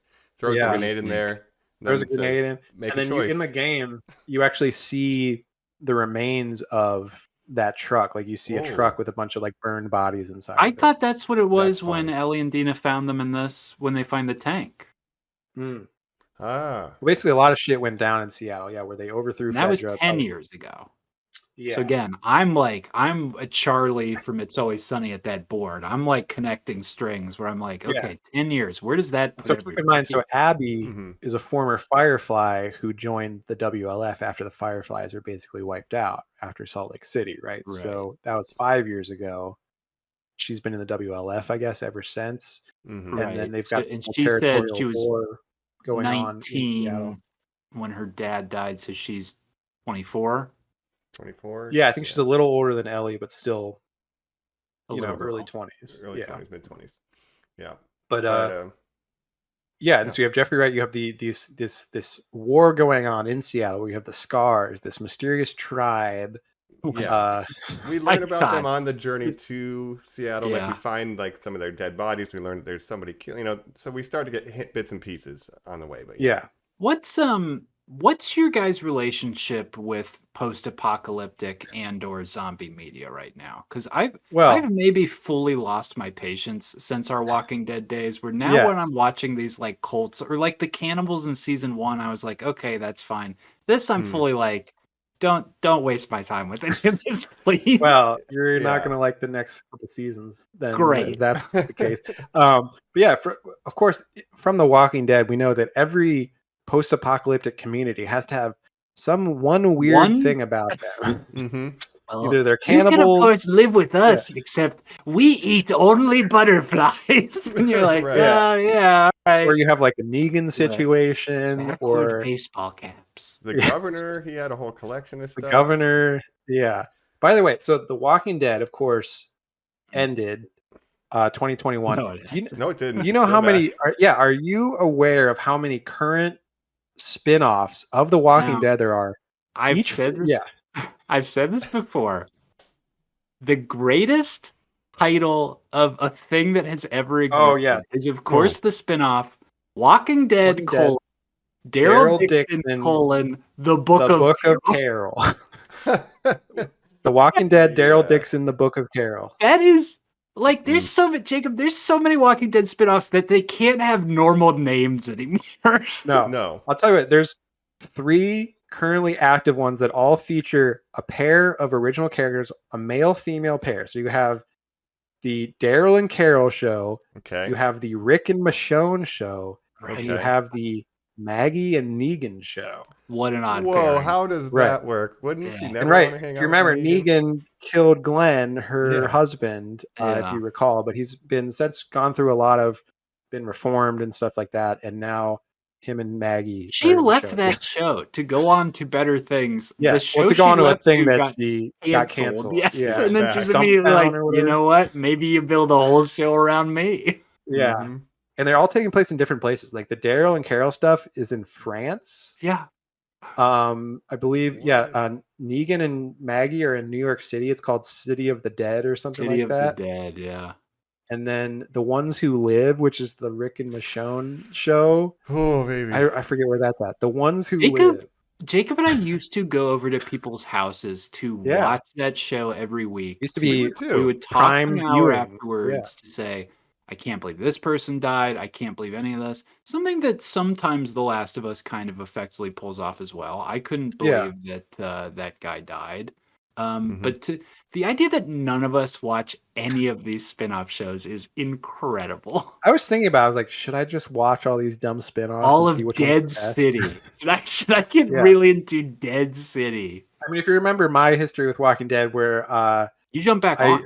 I watched some of the later seasons of Walking Dead. I got into Fear the Walking Dead, which was a spin-off that went on for a while. Oh, yeah. There's so much of it in this world. It's insane, really. And remember, The Walking Dead went on for, I don't know how long, but it was on for like a decade, it seemed like. The Walking Dead simultaneously revived the zombie genre and then survived long enough to kill it again. Right. Like by But itself. again, I feel like this is the new Walking Dead, where it's like, yes. Destination viewing, where it's like, you got to watch The Last of Us. Everyone's watching The Last of Us. But I don't like the Prime cult Walking to Dead. bring us back around. I'm not liking the cult. Okay. Well, I guess you got to think about feel her love. In the post-apocalypse, you're under a lot of stress. You're like, man, I guess I got to join one of these cults to have some sort of semblance of community and structure in my life. I think it is a really cool narrative thing to be our hero is on assignment to kill someone. That person is in a war zone. Stumbled into a larger war where they don't understand what's going on. They're caught in the middle. That's great. Yeah. The scenes where I have to see these bald weirdos go like, it is by her grace. Or I'm like, don't you even start with me. Like, I get so angry every time I see these people like pull their sickle out and be like, it is written, we must do the deed. Right. It is funny to think like Jackson Hole is like the only normal community in the post-apocalyptic world. We have electricity and food. Just we have in walls here around our normal. City. Right. Yeah, we're not cannibals. We're not doing any weird tribe shit. We're just a normal town. We have Legos and whiskey and guitars. Weed. Like, calm down. Yeah. Weed. We're growing weed out here. It's wild. So what does it do you to disembowel people? Like what does that what is this ritual? Who is the woman they're talking about? Or do we ever get an answer? Part of the mystery. You're gonna learn maybe about that in the future, Colin. Jesus but what I like about this is that like at first you're like, okay, so the wolves are just like beating up on this like innocent tribe. Yeah. And you feel bad for them, and then you realize, oh wait, this tribe is like doing savage things to the wolves and like hanging them and disemboweling them. So yeah, they're both fucking each other up. There's two sides of the first time you see Isaac interrogating Yeah. they're just called scars. Is that because they've got the Scars. I think mouth that's scars? a pejorative that they use for them, but yes. Okay. Yeah, I think they maybe have some name for their own tribe. Sure. But We'll call them scars. did you But like? I But hate do you them. like this monologue of Isaac where he's like, It's- I've got this nice pan here. I'm I gonna tell like you the about this pan. Go pan. to William Yeah. Sonoma. Sure, great, whatever. My point is, while he's doing this, it cuts back to a guy whose little dick is out the entire time. He's got this Yep. tiny little baby penis. He's a cold little there. sick little guy getting yelled at. Yeah. Later, when you see a bunch of wolves bullying one of these scars, they say, "Get his clothes off." Why do they keep embarrassing do these that. guys I don't doing know. this? What They're is savage. Demonize this? the enemy. Yeah. It's But I do like how they're like, Yeah. look, you know why we're gonna win? Because every day one of your wolves comes and defects to us, and none of us ever come to your side. So we must be doing something right, right? That's crazy. yeah. Yeah, the scars are a big thing. There's other factions that you're gonna learn about. Oh. You're gonna meet Lev, who's like a Scar character that becomes friends with Abby and stuff. So That's you're gonna crazy. yeah. I like the nebulous raiders. I like when Dina gives her backstory about her first kill and she tells that raider's story and how she ended up in Jackson Hole. I look at the world we're in now, which is ever so close to this. You just world, need a cordyceps. unfortunately. Yeah, We're to unleash on truly us. one disaster away. COVID got us so close. Right. If COVID turned us into zombies, This it was would an be instruction over. manual, very nearly. Yes, we would be following this to the T. But I'm just not positive in 10, So which 20, group would 30 you join? years. You wouldn't But join the Scars? Is somebody ever going to be like, the moon god? Like, no, Right. we're all going to be normal Well, you gotta think- still.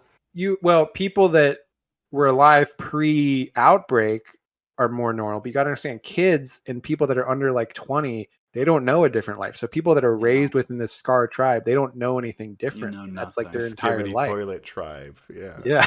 The Gen But Z it's of like almost like a Gen social Alpha. experiment or a prank. What guy goes, well, if I can just hold on for like 5 years, I can brainwash some of these babies into thinking Right. like a Make a lady needs us to see the But that's what people's Negan- insides. That's what Right. Negan did essentially, right? He's like, I'm gonna Yeah. create a cult of personality and basically become their god and be this like crazy guy who wears leather Yeah. jackets and has a baseball bat with barbed wire on it. Hell yeah, Lucille. Yeah, He's a why not? vampire Or the man. governor. You wouldn't want to become you wouldn't want to start a cult of personality based around you, Colin? At least the governor was a Fight clubs. community. Like I would just, Yeah. how does Jackson have power and electrical lines and stuff? Like when Hydro? Abby's group sees it and they're like, "Yo, what Hydro. the fuck? That's a real place." I guess I think they made some kind of deal with the sentient apes in the forest that Yes. that they could get the power dam started. Caesar, if you could just turn the power back on. So the last scene that we see is Abby looking out. I assume this is in Seattle. I'm not positive. They live in like the Marlins Stadium or something. Like what Yeah. is this? But you see wind turbines. I Yeah. thought that was pretty fascinating. So you're gonna learn more about the WLF and like their community and stuff in the next season. Yeah. Yeah.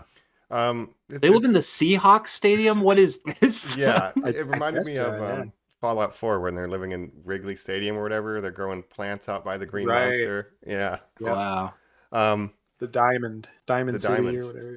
Yeah, Diamond City. But I like the idea of following. I am hooked to go to season 2. I like the structure of going on Abby's side and exploring that. 'Cause the Yeah. whole point is everybody you kill had an entire life and they Right. matter, right? So And that's the whole point is like the game makes you hate Abby, and then all of a sudden you jump into her perspective and she's humanized to where you're like, wait, Abby's like a person And- with, wants and needs in 3 dimensions. maybe no and one then- should be revenging.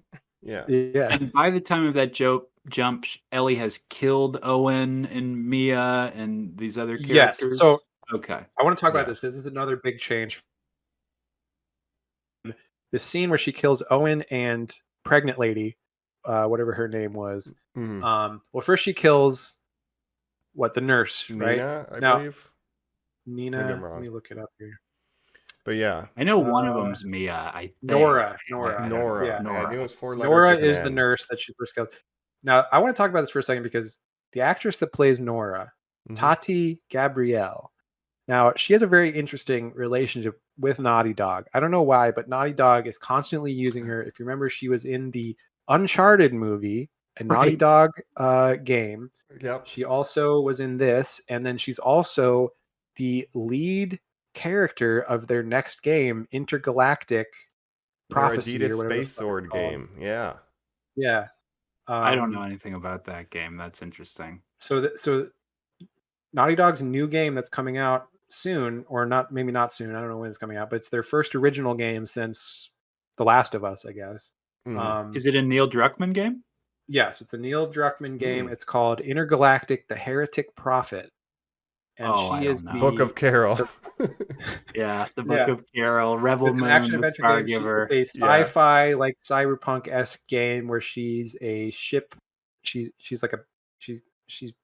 in a ship flying around doing stuff, but she is the voice and the performance of this character, like the motion capture, Tati Gabrielle. So I don't know why she's always in these Last of Us or these Naughty Dog things, but she was in Uncharted, remember the movie?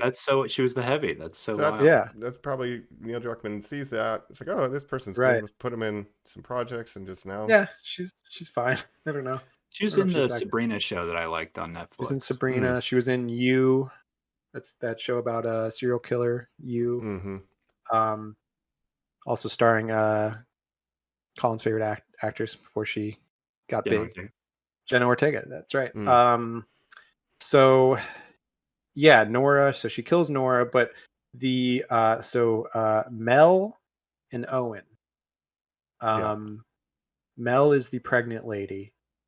Owen's the guy with a beard. Yes. They know where Abby is. He got that woman pregnant? Or I guess we'll learn that. I think so. Okay. Yeah, I think so. That's what I would assume. But so obviously in the show, Ellie confronts them and kills Owen, and then basically because she shoots at Owen, she accidentally kills Mel, and then there's this very traumatic scene where Mel's like, "You have to cut the baby out of me," and all this stuff as she's dying. Yeah. And then Ellie's like, "Oh, I don't know what to do. I don't know what to do. I can't do this." And she basically dies, and she doesn't cut the baby out because that's, she doesn't know how to do that. But the big change in this scene is that, and this is one of my big problems with the show, and again, the portrayal of Ellie in the game, it's not an accident. Like, she purposely kills Mel. Like, it's not, the way they frame it is like it's an accident, and then she panics and it's like, "Oh, I didn't mean to do that." In the game, she is like ruthless, and she fucking kills these people. Is Mel pregnant in the game too? Yeah, that's a good question. Yes, she is. So that makes a big difference. Yeah. She gives this crybaby speech to Abby when Abby has the gun pointed at Tommy. It's like, "Well, Tommy killed all my friends, so I have to kill him." "No, I killed all your friends, and I didn't even mean to do it. It's because I was looking for you, and it was hard." And I'm just like what are you, girl? No, in the game, she's like purposely hunting down these people, and it's like, "You were part of the group that killed Joel, so I'm killing you," basically. And she tortures Nora. Obviously, she does that in the show too. She also kills a dog that is like their named dog. That's like their, service dog. And they cut that from the show too, because like that's another scene that would be like too crazy. I guess they didn't want to have a scene of her killing a dog, but she does that in the game. Right. And these are all things that, like, this is the whole point of the game, is like forcing you to do these things, and it's saying like, isn't this bad to do? Like, you're doing bad things, right? But it's also forcing you. So it's a question of like free will, like in the game, where it's like, well, you're playing as Ellie, you're not playing as yourself. So Ellie is doing these things. So I don't know. It's interesting, but it's that's one of the biggest changes I think from this season, where it's like the way they portray this scene, it just bothered me, because it's like, game Ellie was not, this kind of pathetic character. She's totally ruthless. She's becoming Joel. That's the whole point, is like she's becoming the bad parts of Joel, and that's what revenge is driving her to do. So she kills this pregnant lady, not as an accident, on purpose. So to play devil's advocate, I like this scene, having not known that from the game, because she had found out that Dina was pregnant. So I like that she has this remorse of Yeah. accidentally killing a woman who's also pregnant on accident. Like I think that plays well with the general structure of what they're doing. But if it's a big change, Again, I get seeing that too. her fucking fail too when she just starts crying and saying, "Well, I just can't cut this baby out," and it just like she just gives up. You're just kind of like, God damn, Ellie, fucking, you got to do something right. And it seems like that's what they want me to feel as a viewer. So it is a success in that. Yeah, she just seems a lot more capable and ruthless in the game, which is an interesting change to make, I guess, to her character. Yeah. I do like this juxtaposition with Dina revealing that she's pregnant, so she's dealing with that. Jesse finds out, and then of course Abby kills Jesse. So it's like they're just fucking up like these families, and like you're to ruining have a baby born in this world is so rare. Right. It's like we should be doing our best to like not be killing each other, and we're just destroying families over what? Over nothing. Exactly. Revenge, and maybe that's where the frustration is coming, because we're like, what the fuck are you doing? And it like we're frustrated because it seems like the last thing anybody would ever choose to do, and they're choosing, and that's the point maybe. So like the frustration that I'm feeling as a viewer might kind of be the point. That's I don't know. point, and that's the point of the game that a lot of people I think that hated the game didn't understand. And I wonder how many people that actually hated the game never finished it, because by the end of it you might understand more, but you're just like, they killed Joel, I don't get it, like why are they making Ellie do all this stuff, blah blah blah. But it's like that's the whole point of the game, is to like be like force you into these things. And like Jesse dying, it's like that's a direct consequence of what Ellie's done. So her actions led to Jesse dying. He's there. An innocent person. Yeah. Exactly. Who had a unborn daughter on the way. Yeah. He's supposed to be the next leader of Jackson. Like he's being set up to be the next one in charge. Right. And, now that's gone too. They show how responsible he is and everything. Jacob just dropped a huge spoiler that it's a daughter. I'll probably never watch the show again. Oh, yeah, geez. I don't know. Maybe it's a son. I can't say. I accidentally said that without even knowing. I said his daughter, but I didn't know for sure. And I can just popped in my head. I confirmed that Tommy was there when Joel died in the game, but it was Dina. Sure. In the show, I like that because she has a relationship with Joel, and she's like, I loved him too. Like Ellie, like you're not the only one who's grieving. So I think that helps. Right. Game Dina didn't. I think that was very important. Yeah. I've watched a couple side by sides and found them to be pretty impressive. I did watch the Joel death scene, and the change that I loved, the line in this one, what does he say? Something to a point of like, let me guess, I did something like take your life away. And she says, what life? As she pulls the trigger on the shotgun and blows his knee off. What life? She's so cynical.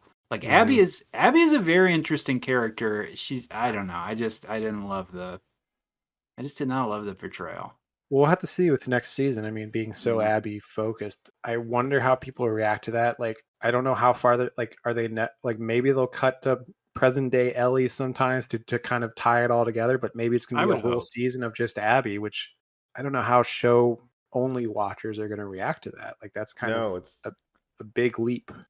It's a hard sell to go from I love season 1 with Bella Ramsey and Pedro to season 2 I didn't get as much Pedro, but Bella Ramsey was there, to now neither of them are there. It might be a hard sell. Right. It's a big ask. Yeah. Divisive character that killed Joel. Did you guys read this interview Caitlin Deaver did about how she was unfortunately her mother passed away. That's why she did not have a lot of time to work out. It was right before she had this role, and she's had a lot of horrible personal life stuff going on. She showed up to set, and a spider had bitten her face. Did you guys see this? Oh, no. She has a chunk of her face missing and had to have it surgically removed and cut off because the type of spider that it was, I don't know if it was a brown recluse or what, but like literally like the necro bite, like her face was rotting away. And she's like, my face is CGI'd for the entire show of them covering up this huge scar that I have. That's crazy. Okay, I'll have to watch it. Technology is wild. Yeah, she was in that movie. She was in a movie about an alien invasion that's like entirely dialogueless. It's kind of an experiment of a movie. It's called No One Will Save You. Yeah, that movie's good. I like that film. Yeah, it's like only focuses on her. It's like almost a completely silent film or no dialogue, but there's sound, obviously. Right. Booksmart, Interesting probably movie. her big breakout, the Olivia Wilde directed movie. Booksmart, right? yeah. She was maybe her first acting role. She was in this show with what's his name? Tim Allen. She was in this Tim Allen sitcom where she was the breakout of Last Man Standing. It's Oh, Last Man one of the Standing. daughters of, Jennifer Lawrence was on the Bill Engvall show back in the day. Never where she's forget. like the breakout name from Last Man Standing that became a movie star, where she plays conservative Tim Allen's daughter who rebels against him, I guess. I don't know. She's not one of my favorites. I never really love her. Yeah. It's the final scene. What life, like that when she busts in and starts fucking shit up. That's when I'm like, you know what? Yeah, let's go. That's when it finally. Yeah. I liked her in Booksmart. Yeah, she was good in Booksmart. She kind of just does pouty face. Yeah. Yeah. Right. Well, before we get to final thoughts, maybe I do want to say I like that the season's going to be on Abby's team because I felt bad for all the actors that were her crew. It's like, damn, you just got taken out, and like if you had very small amount of presence in this show, and now you'll get to kind of right. And that's what the game is like. So once you get to Seattle with Ellie, you're like systematically hunting down the different members of this group that was in that ski lodge that killed Joel, and you're of course trying to find Abby. And so she tortures Nora and interrogates her. And I think this is interesting too, where you see Nora as a nurse helping people, saving lives. Yeah. And then it goes into this confrontation with Ellie, where she eventually, and this scene, I don't remember if this happened in the game too, where she's like, they go into the infected basement of the hospital, and she's like, well, we're both dead already. And she's like, well, spores. Sucks to be you. You're dead. I'm immune. I'm not, sucker. I thought that was pretty good. I like Manny, who is the character that we don't see much of, aka the Falcon from the Hulk movie that we saw recently. The Hulk movie, yes. That's right. Hulk, Brave New World, I believe it was called. Hulk, Mr. President goes to Hulking Town. Yeah. So is he part of the West Coast Avengers now with because he's part of the team that's suing the new team. Right, he's not the new Avengers, but he's with the Falcon Avengers. Yeah, he's classic, I guess, just Avengers. Avengers. The Falcon. Do we need a Falcon? Do we need another Falcon? If Captain America's Falcon already, kind of technically, no. Yeah. It's flyer meta, just like Marvel Rivals season 2.5. But yeah, I do like the parallel with Nora being a nurse, and it's like, yeah, Joel killed a whole hospital, and then when again you're killing someone who's insanely useful in the post-apocalypse, where there's not many people with medical experience, and you're just killing I don't know how to someone. deliver a baby. I do, she says, and I've got 30 seconds left. You're like, oh. Yeah, when Mel is saying you're doing a good job, you're doing great, and she's not doing anything, that was crazy. She's dying. That's a crazy scene. Horrible. So I want more for those characters, to see more of them in season 3. Oh, and so there are times when she gets hurt. I just don't want to be shot in the head or through the neck. That's just my only dream about life. Just don't do anything to this area. Yeah. Or spiders. So I think in its best scenes, there's times when the show reminds me of like peak The Walking Dead, when it was like appointment viewing and it's like anything could happen, main characters could die and stuff. And it was a really good post-apocalyptic show. I don't know if it was ever considered like prestige TV in the same way, where it's like, it's more schlocky to a certain degree. It's like, I don't think I watched 4 episodes in a row today as I was kind of scrambling to prepare for this episode. And I had watched each of the first 3 episodes as they aired, so huge gap in between. And I think the show has a strength in watching it back to back. I did find myself kind of excited after each one. After the Eugene episode, I was like, you know what? Maybe I do like this show. And then the finale, I was like, you know what? Maybe I don't. So it's just the writing. I just don't think the writing was good this season. There's a lot of breaks for Ellie to sing and play the guitar, which is in the game. Lord. I'm sure. I don't know how you guys feel about that, where she plays Lord. Take on Me. Take on Me. A cover of Take on Me. She plays a Pearl Jam song. I actually decided that I'm a lesbian now because I heard this girl play Take on Me. Like, oh, Yeah. Which good is for in the you. game. There's a scene where she plays "Take on Me" on the guitar. That's wild. And there's like a Mhm. guitar mini game in the game where you have to play the different chords of the guitar, which is very funny. This Um, game, I'd be It's so curious to much get my bigger than the hands on first it. game. Like It people who sounds insane. played the first game know it as, it's that father-daughter post-apocalyptic game. This Yeah. game, it's like blows out the world so much to where it's like it's so much bigger, and it's like examining these different societies and things like that. So it's not what everyone wanted from The Last of Us Part 2. A lot of people just wanted more adventures of Joel and Ellie. That's not what Yeah, the strength of this season, even though I do miss Pedro Pascal, is at least unlike that first season when we were watching it, where it seemed like everything we were watching were these daddy-daughter stories of protection and survival. That's not this. It's just an interesting world, and I like Yeah. the world. they But there's decided. stuff that's not paid off. There's stuff like, I think, excuse me, town community, I've got an announcement. There's a smart fungus monster. And everybody's like, bah, Right. bah. Oh, There's the yeah. whole, like, the fungus growing in the pipes that you think is going to end up being something that goes, Well, that is with does the this all come back? well, not really. And it's interesting because the town of Jackson Hole is such a big part of the show, where it's like in the game, once you leave the town to go to Seattle, you don't really go back to the town. So all these Right. townspeople, they're not really characters in the same way, except for like Tommy and Jesse who come to Seattle, and Tommy's a big Right. character, but you're not cutting back to Jackson Hole to see what the townspeople are up to. You know what I mean? In the Yeah. game. So I meant to ask this too about Jackson Hole. Does it get overrun White Walker style in the game? Because we have that big no, action that's set piece early new. on. Yeah. Yeah, I think that was new for the show. Hmm. And that's happening while the Joel death stuff is happening, and that didn't Right. happen in the game. So The that's thing interesting. that turns the tides is that they release the dogs. Yeah. Dogs can't get it. Oh well, they guess had not. yeah, and they had Flamethrowers like too. flamethrowers. Yeah, Yeah, but it really Yeah. seems like the dogs are the thing that turned the they Dogs are saved Tommy for what it's worth, and then the snipers yeah, really start taking over, and then the flamethrowers pick back up.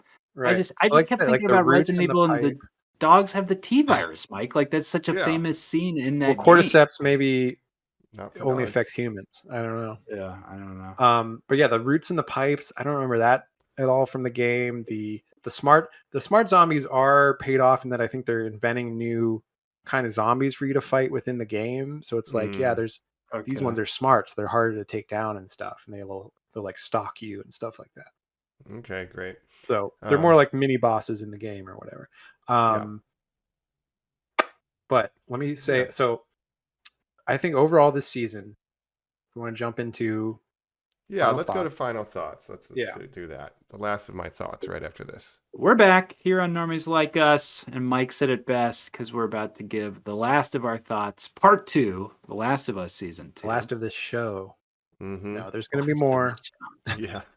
And There's going to be a lot. I mean, they said there's going to be 2 more seasons, and I Yeah. guess that makes sense. To And when wrap they up eventually the release story. a 3rd game, maybe there will be a movie that everybody will come back for. Now, Yeah. here's an issue, and we didn't talk production pipeline. This is I'm hijacking us because this leads into my final thoughts. Yeah, go for it.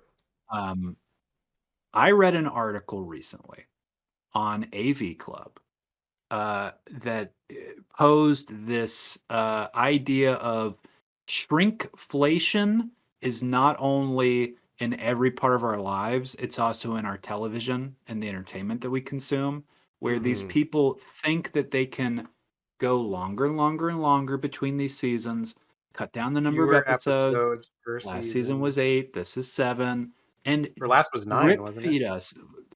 That's wild. Or was it 8? Uh, Maybe it was 8. But give us not only less content and episode content, but literally just thematically of stakes and things that happen, and that we should be fine with that. And they brought up the 2 biggest examples. I hate to hurt us here, Mike. Severance, season 2, Yeah. and Oh, this season so 2. much time between those seasons. Severance.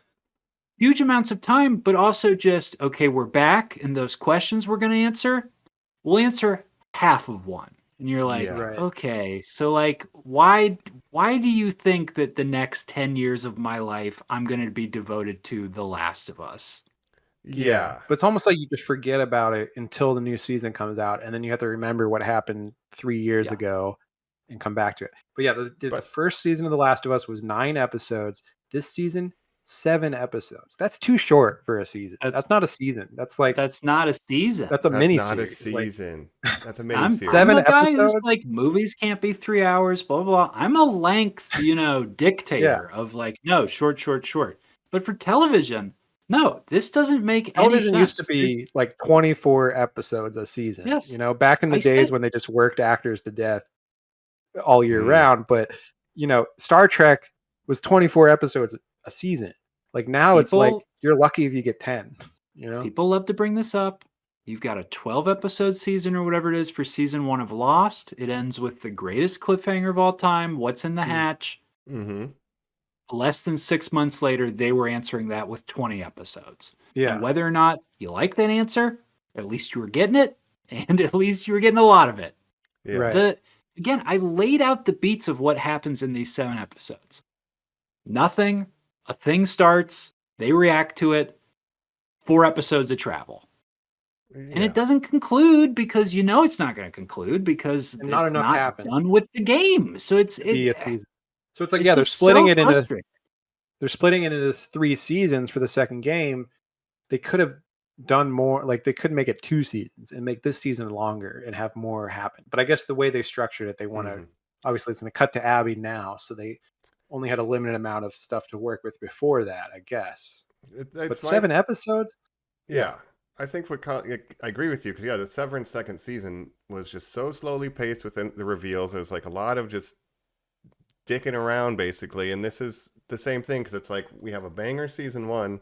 Now we know we got you. You're gonna watch it regardless, so we'll just stretch it out. On the hook. Yeah. And if that's Severance, the theory of how they're doing it, because Severance season 1 is a slapper, and now they're like, well, now we're just gonna stretch it out for 3 or 4. Let me tell you about Severance. I still have to catch up with season 2. And, I love season 1 when it was on. I tried to get into season 2 a little bit ago. I watched the first episode. I was so lost. I was like, I don't remember anything that happened in season 1. And that was such a big, like, I was super into it. All these mysteries and stuff. Yeah. 3 years have gone by. I don't remember. Do you remember when me and Adam recorded that episode of this podcast on Severance where we keep saying that Jacob has to watch season 2? Yeah. It's my Andor. It's my Andor, I guess. And I know, like, friend of the show, Matt and Manette, they love Severance. Like, lots of people in my life watch Severance season 2 and they're like, oh, it's the best show on right now. But I just, the first episode, I was like, I can't get back into this world. Like, there's too many characters. Like, I don't remember what happened at the end of season 1. I don't want to have to go back and rewatch the whole season. I could watch like one of those videos that it reminds YouTube you of like a recap. Yeah. Yeah. Yeah, and you are making me think, Jacob, that with how buzzy that first season was, and with what I put forth earlier, that the game spoiler of season 2 was one of the biggest pop culture moments in our recent lifetime. I think maybe the previously mentioned Matt and Manette. I know Joe for sure. I know past guest Andy all watched The Last of Us season 2. I don't hear anyone talk about it. I don't see anyone write about it. I didn't see AV Club do any markups. I don't hear anybody say like what an interesting pop culture thing is. All I hear is the negative stuff that people don't like Bella Ramsey. Well, it's hard too because you're coming off Andor season 2, which was, I mean, one of the greatest so pieces good. of television. You're coming off the studio, people loving the studio, Severance season 2, all this good TV, and then right now it's like you only have The Last of Us. You have Poker Face that Mike and I are watching. I know Poker Face I'm kind of not loving as well this season. Really? They kind of seem to struggling to find their footing too. It's a little aimless now that they're like, she's not on the run from anybody. There's kind of no hook. Yeah, there's kind of no hook. Yeah. But I do like the episodic. I mean, it's the new Columbo. That's what it's always it's supposed to be. Like Ryan Johnson creating it. I like Natasha Lyonne. Just not a lot of TV that I feel excited about. And I did not ever get very excited about this show. For maybe a second when Joey Pants showed up, just because Jacob and I last year were so into Midnight Run that seeing him, I was like, God, he's still fucking got it. He's so good still. Yeah. Him and Catherine O'Hara, Jeffrey Wright adding some gravitas to these Jeffrey Wright was in 2 scenes this season. Yeah. Yeah, not a that ton. that 3 pan maybe? monologue. No, I know all about pans. Yeah, Girls make me nervous. and I guess Catherine O'Hara's kind of big right now because she was in the studio too. We all love the studio. Great That's right. I first forgot season. that. Yeah. That's one that is coming. They've already announced a season 2 is going to be coming, so seems like that one's doing well. So we're happy for Good. Seth Rogen. Yeah, I'll probably talk about that more in a couple episodes when we get to yeah, watch ya. We're gonna have a watch it coming Yeah, up. it's a pretty bummer soon. we didn't do a full one on that one. That would have been fun, but we should donate a big portion to the next Witch on that because Yeah. that's a show all three of Yeah. us watched all the way through and really liked. We're Kind of a love it, buzzy yeah. show right now, and we all liked it. I have. I'll save it for the watcha. I was gonna say also another one that's like the time between seasons and the new season coming out that was less critically acclaimed. The Bear season 3. People were very half-hearted on the Bear season 3, where it's like not enough happened. We waited for this new season, and I guess there's not that much time between the seasons, but it's just like no forward momentum in season 3, where it's like this love interest that people hate. That's not Io Debris. They're like, who is this lady? Get her the fuck out of here. I thought you were gonna drag the show you love to eternally drag about delay, Stranger Things. That one too, and their insane release schedule they announced, where it's coming in 3 parts. Like end of November, each of them like Christmas, 2 hours long. New Year. It's like They have the reverse aging problem where Bella Ramsey needed to get older faster. They needed to stay younger longer, much longer. Hey, it's me. Hey, Will. Finn Wolfhard. Hey, Hopper, you better not be disrespecting me. I'm an 8-year-old boy. Yeah. Oh man. Oh my God. We'll you have see a how full that goes. mustache. Well, to come around to prestige TV and the way these shows are all structured and stuff, the red flag that I hear about is like they're talking about making shows that are second screen content that like specifically talk down so that you can look at your phone and they'll just be describing everything that's happening. So we're gonna that you don't explain have the to plot, watch so you it. don't have to pay attention. Yeah, and that's something Netflix is doing and stuff. But I want to mention a show that I loved from earlier in the year, The Pit. I'm going to bring that up again. The Pit comes back. The Pit, they announced like immediately after the first season, they're like, guess what? Season 2 coming in less than 12 months. And guess what? We were going to make a new season every year for as long as we can. We're not going to do this long wait between seasons. We want to have a yearly... How many? What's the order, Jacob? How many they do? What? 10 episodes? What's the order of how many episodes? For The Pit? Yeah. No, that was like 14 8? Or 16 episodes or something. Wow. 16? Yeah, or 14. God, The Pit is real TV. The Pit is real. It's bringing real TV back, and they're like, "Look, we're doing one season a year. We're not going to make you wait." I heard it's going to air on 15 episodes. 15. You're going to air it on NBC or what? It's a Peacock original. What is The Pit on? It's an HBO Max original, but I think they're going to air it on some kind of live TV. Wow. Yeah, so what channel would that be? Interesting. Yeah, wow. I don't know. Maybe that's how I'll finally catch it. It'll live, when it airs. It's been greenlit for a new season, and it's coming in January 2026. Wow. Basically 10 months later, and they say, you know what? Fuck waiting 2 years between these shows that are 6 episodes long. Like, we're giving you 15 episodes a year. So, yeah. All right. Good so for The Pit. TV's still alive. They evangelize for The Pit again. Yeah. Yeah, but I guess for the last of my thoughts, bringing us back to, looking at the state of TV, they definitely stretched this season out. I would have not had, they're doing 3 seasons or 4 seasons for this? Right now, it's 4 seasons are confirmed. Yeah, that's too much. It should be 3 in my mind already. There's no way they can wrap up. If you know how much story is left in the game, there's no way they could wrap it up with one more season. So I am probably out of pocket. But again, they didn't make enough progress in this season. I mean, I guess Joel died, all that stuff, blah blah blah. But still, it's like 7 episodes long. Yeah. And my question is like, what new TV is coming out now that that lasted 7 weeks? It's over already. What big prestige HBO show is out right now? It's like nothing. Oh, and you are reminding me that because I never stopped logging on Letterboxd, Jacob, movies as HBO Max instead of switching to Max, I do win. I am a winner that they are switching back. They're switching back. Congrats. Yeah, we never gave up. I never gave up either. I HBO barely Max. watch HBO Max shows, so I don't know. Apple, we've talked about. I don't watch Oh. a lot of Apple shows. Mm-mm. I'm not really excited for anything right now. I still like HBO puts out probably on average like the best TV You guys were series. I very think. rehearsal pilled. Obviously, we'll talk about that in our Oh watch. That's yeah, an that's one, but that was very short-lived too. Rehearsal. Yeah. yeah. I mean, they did The Pit earlier this year. They did, I guess, Succession. I was a big fan of. They have House of the Dragon. Yeah, where is no one's that? watching Duster, right? Duster with guy I from want to watch Lost. Murderbot. Murderbot. Oh, with Skarsgård.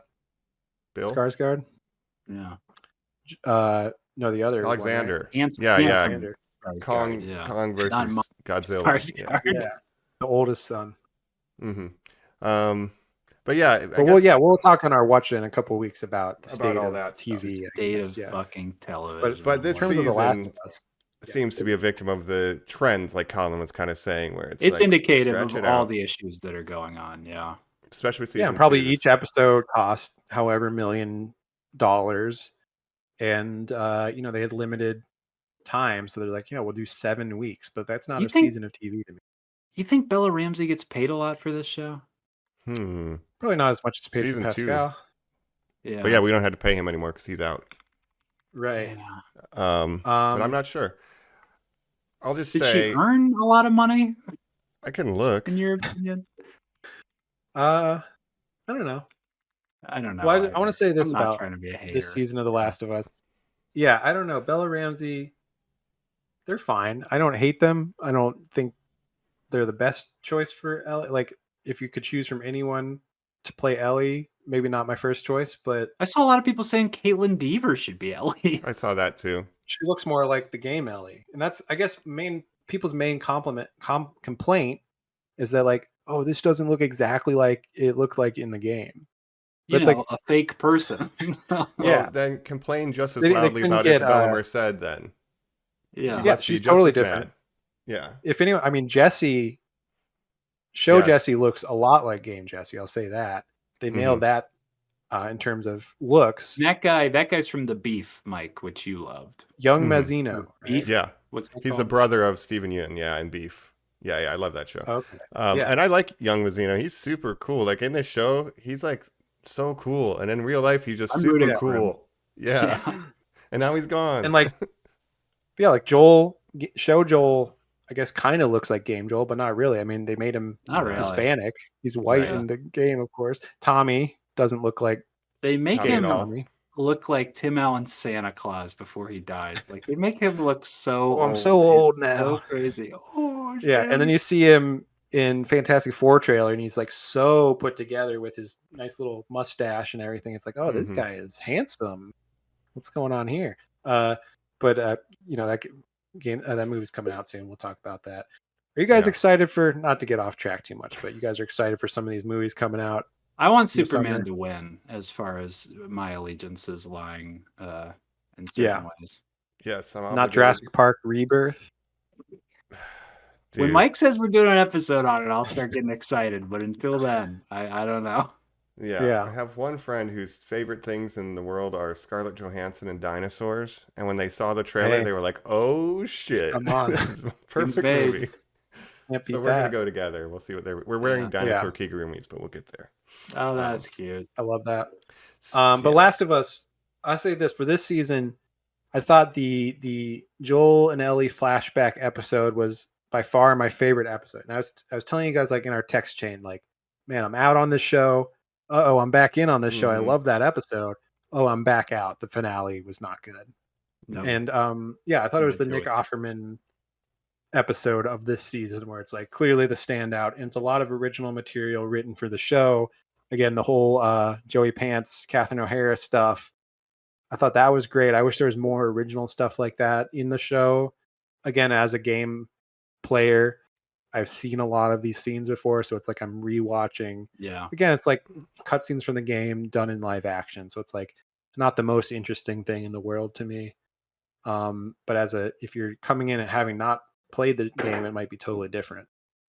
You know, self-awareness is such a weird thing, how it evolves, and how it's evolved in our lifetime, where when I would watch something as a kid, I'd be like, "Oh no, I didn't like that. I hope my friends also didn't like that."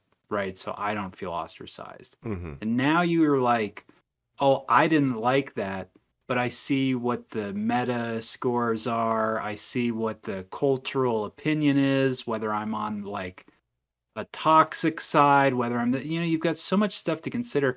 I Mm-hmm. didn't like that, Jacob, I was with you when basically Joel gets killed. And in my mind, I'm like, am I out on this show? Like, because I know that that's That's what how people were assholes felt. feeling in the game. But that's And not it's like, wrong to feel if you're like, I just love Joel as a character. I love Pedro yeah, Pascal as an actor. And now it's not going to be as good. it's just very conflicting. But it's Yeah. like you miss the actor in the performance. They're like, "Where's my male protagonist?" You know, it's like a different Yeah. energy. There is That's- yeah. yes, you're right. Yeah. But I think I still think the game is like kind of a masterpiece because it took such a wild swing where like we're gonna kill off the Bold. wildly Yeah. popular character from the first game and just totally throw everyone off. And that's such a bold move for a game that like has to make millions of dollars to be successful, right? So they're like, Mm-hmm. we're you got to think about the financial viability of this, but also we're trying to make like art here, like we're games as art has always been a big discourse of like entertainment versus art. It's like this is a game that's trying to say something. And Mm-hmm. I think that's pretty special. But in terms of it's a game trying to be like a prestige TV show, but then you take the story of that game and make it into a prestige TV show, and I don't know, you have mixed results. I Yeah. mean, again, I appreciate the structure. We say it often on the show with, screenplay structure and stuff. Hurt people hurt people. We're looking at that and they're like, get to know the people that you think you hate. Maybe like learn about people that you think you would like to hurt, and maybe they'll humanize them in your mind and you won't want to hurt them. Like I like that approach Yeah. of exploring that idea. I don't know if it will work for this show because all of your lead actors are kind of not going to participate the next season. I will be watching, Yeah. but it's a Yeah. little hit and miss. Well, this is the season that's really going to have to sell you on Abby as a sympathetic character. Does it succeed in Um, that? Or the next season and that's coming what up? the game, Yeah. next season. Right. And He's I'll say the this: key. Abby being a muscular lady in the game is actually very important because, slight spoiler, but by the end of the game, her appearance has changed so much that when you get this final confrontation of Ellie and Abby, Ellie barely recognizes her because of shit that she goes through in the game. Abby, she's so different looking. She's like thin and emaciated and just very different than her first appearance, that Ellie's like, wait, this is the same person. So it's like so that in that sense, like the muscularness of her is kind of important. It So- was to me. I needed a Yeah. muscle mommy, unfortunately. Sorry, Katie right. O'Brien. Katie O'Brien was right there. She was doing Mission Impossible. She was on a submarine. Yeah. Yeah. She's on what I heard on Blank Check described as the gayest submarine to exist. Hell yeah. Every Captain person on that submarine is Mister. just out of this world gay, and Uh-huh. I absolutely love it. That's great. Yeah, we Including love it. Tom Cruise. We love the entity. She says, take care of my suit, and he just leaves it at the bottom of the ocean. How dare he? That's what an asshole. But yeah, I can see that. Yeah, we'll have to point. see about season 3 of The yeah. Last of Us. We'll see how The it third goes, of us. but- Yes. The third of us. Let us know what you thought, listeners. Hit us up at normies_like_us on all social media to rate, review, subscribe. But tell us if you didn't know about the spoiler. Tell us what you thought about this season. Tell me if you think this narrative function can work. I would be very curious to hear listeners' opinions. And tell me if I should play the game before season 3 comes out. Maybe I should know what the story is going in, if it's worthwhile. Jacob said it's a masterpiece, if you concur. Or Again, very divisive game. Some people love it, some people hate it.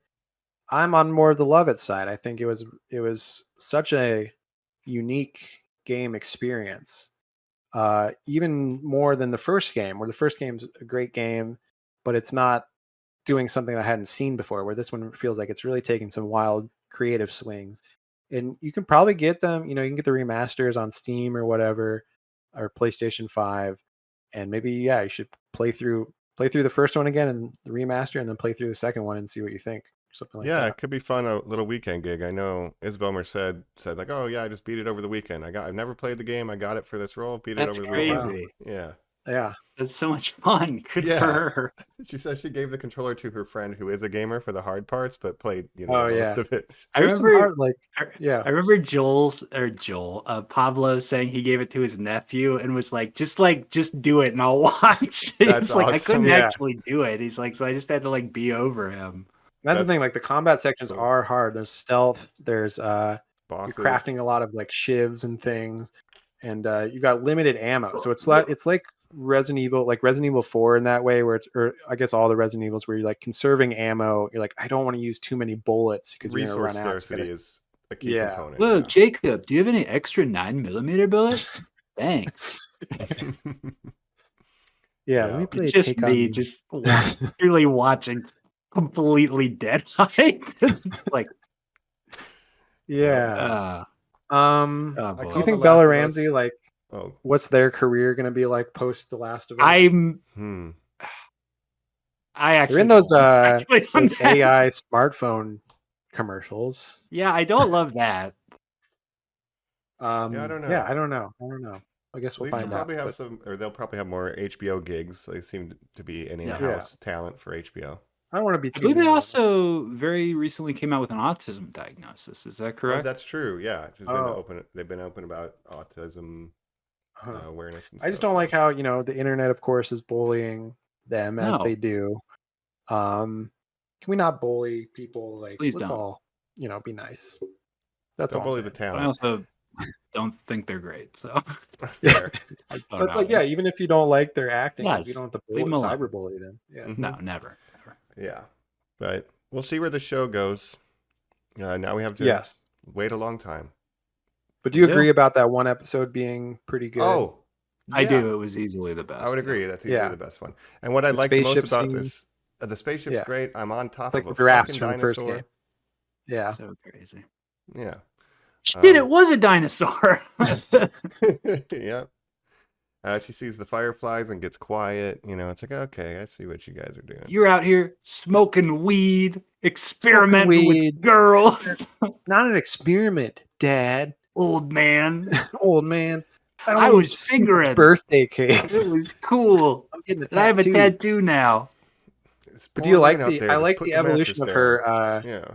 First burning her arm to hide Yeah. the bite Yeah. marks because she's like, I don't want to always wear long sleeves. I got to hide that I'm immune. So she covers it up with a burn, and then she covers the burn up with a tattoo. Genius. And again, the moss. Mhm. So that whole setup, Joel says to Seth, I need one more thing from you. Hold on. You got a lot of them. It's not a lot to ask. It cuts to, he has a bone.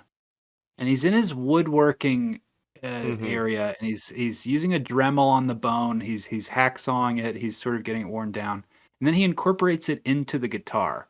What is that? It's just I like a don't know. fret inlay. It's just a decorative fret inlay. Yeah. Sometimes they It's make doing them some out of mother decorative pearl work and on it. stuff. Yeah, sure. And it's based on her moth drawing, which is sweet. But I do like him talking about the Dremel. He's like, yeah, I did it with a rotary tool. It can be kind of like a drill or a saw. It's like a Or multi-use. it's actually a pretty versatile tool. It just goes off on this all right, on a man. Dremel. I do like this Yeah. thing that connects them, which is guitar and music. Yeah, like him I teaching really her like that. guitar. They And find the then her- guitars in the theater. Yeah. Yeah. And the guilt that she's feeling and the mixed emotions after he's dead, where it's like we weren't on the best of terms when he Why died. did I There's not things, talk to him? yeah. But also, I mean, he did some really bad stuff that she has to like reckon with too. So it's like there's a lot of that. I just wish that was more, I guess, focused on. We do get the line, I guess, where after she gets Nora and she's like, yeah, I killed one of them. Then Dina says, at least she got what she deserved. She says, I don't know if she did. Like, it was too easy. I just kept hurting her, and I didn't even Yeah. kill her. And I don't feel great about that. So there's a little bit of moments where they hit. Like, I like she the- thought it would be harder to torture Torture people, and somebody. it's like actually it was pretty easy. And I don't like that I I like found when it easy. Yeah. So last season, the Graham Greene episode when Joel's interrogating the two Native Americans, or Right. I can't remember, natives. I can't Mhm. remember where we are. Draw on the map. And You're gonna draw do it, it and they too, better fucking and if they match. don't match, you're fucking dead. I Yes. loved when Ellie pulled that on Owen, but she was like bad at it. She's like, "You're gonna do it, and you're gonna do it too, and if they don't match, it's gonna be bad news." And I was like, "Girl, Yeah. you are blowing it." Yeah. Right, which I think is the point. Yeah. I don't know. But I that's The Last of Us. Yeah, I overall liked it, but what I liked most of was the side characters. I like Dina more than Ellie. I like Jesse Dina. more than Ellie. Yeah. Dina liked was a it in- standout of this season. And I think that's credit to Isabella Merced being so charismatic in the role that I remember her more than Game Dina. And so that's Do like you one think of the... she subconsciously wants to have a baby, and that's why she keeps taking these roles? Dang, Alien Romulus too. Yeah, you're right. Right. We're gonna find out Hawk Girl's pregnant in Hawk Superman. Girl is pregnant in Something Superman. Freudian. Something's going on. Remember in that Peacemaker season 2 ad where she says, my butt's getting so big lately." Yeah. Oh, she said that? As Hawk Girl, she says, "My butt's getting so big lately," as she drinks like a smoothie. Yeah. What's they're going doing the on there? What's interrogation. all that? Well, now I don't gotta know. watch Peacemaker and Superman to find out. I guess. Yeah. Yeah. I'm worried. There's a It's a mystery new box. Maxwell Lord played by Sean Gunn. Oh, does James Gunn's Gunn use brother. his brother and stuff? Yeah, and his wife. And Oh, does he use those two Crypto people? is based on his dog, apparently. Hey, but he's never put Nathan Fillion in something, has he? I No, don't think no. so. Okay. Well, I'm excited for Superman. We'll talk about it. I'm excited We'll for talk about it. a lot We're done coming up. talking That's this. That's the last of our Us. thoughts. That's the last of our thoughts, I would say. Mhm. It's true. We've been your hosts. This is Etar Colin. Okay, Mike Cilia, a fun guy.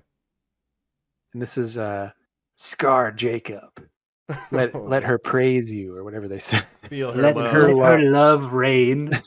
Feel her love. Yeah. But she, Feel her love. but why do you think she'll come to help us? Little one, she's been dead for like 20 years. Oh. Yeah. What? She's just a lady. What is this? We'll find All out right. more about the scars. Don't Next worry. I don't three care. seasons. Bye. Bye. Bye.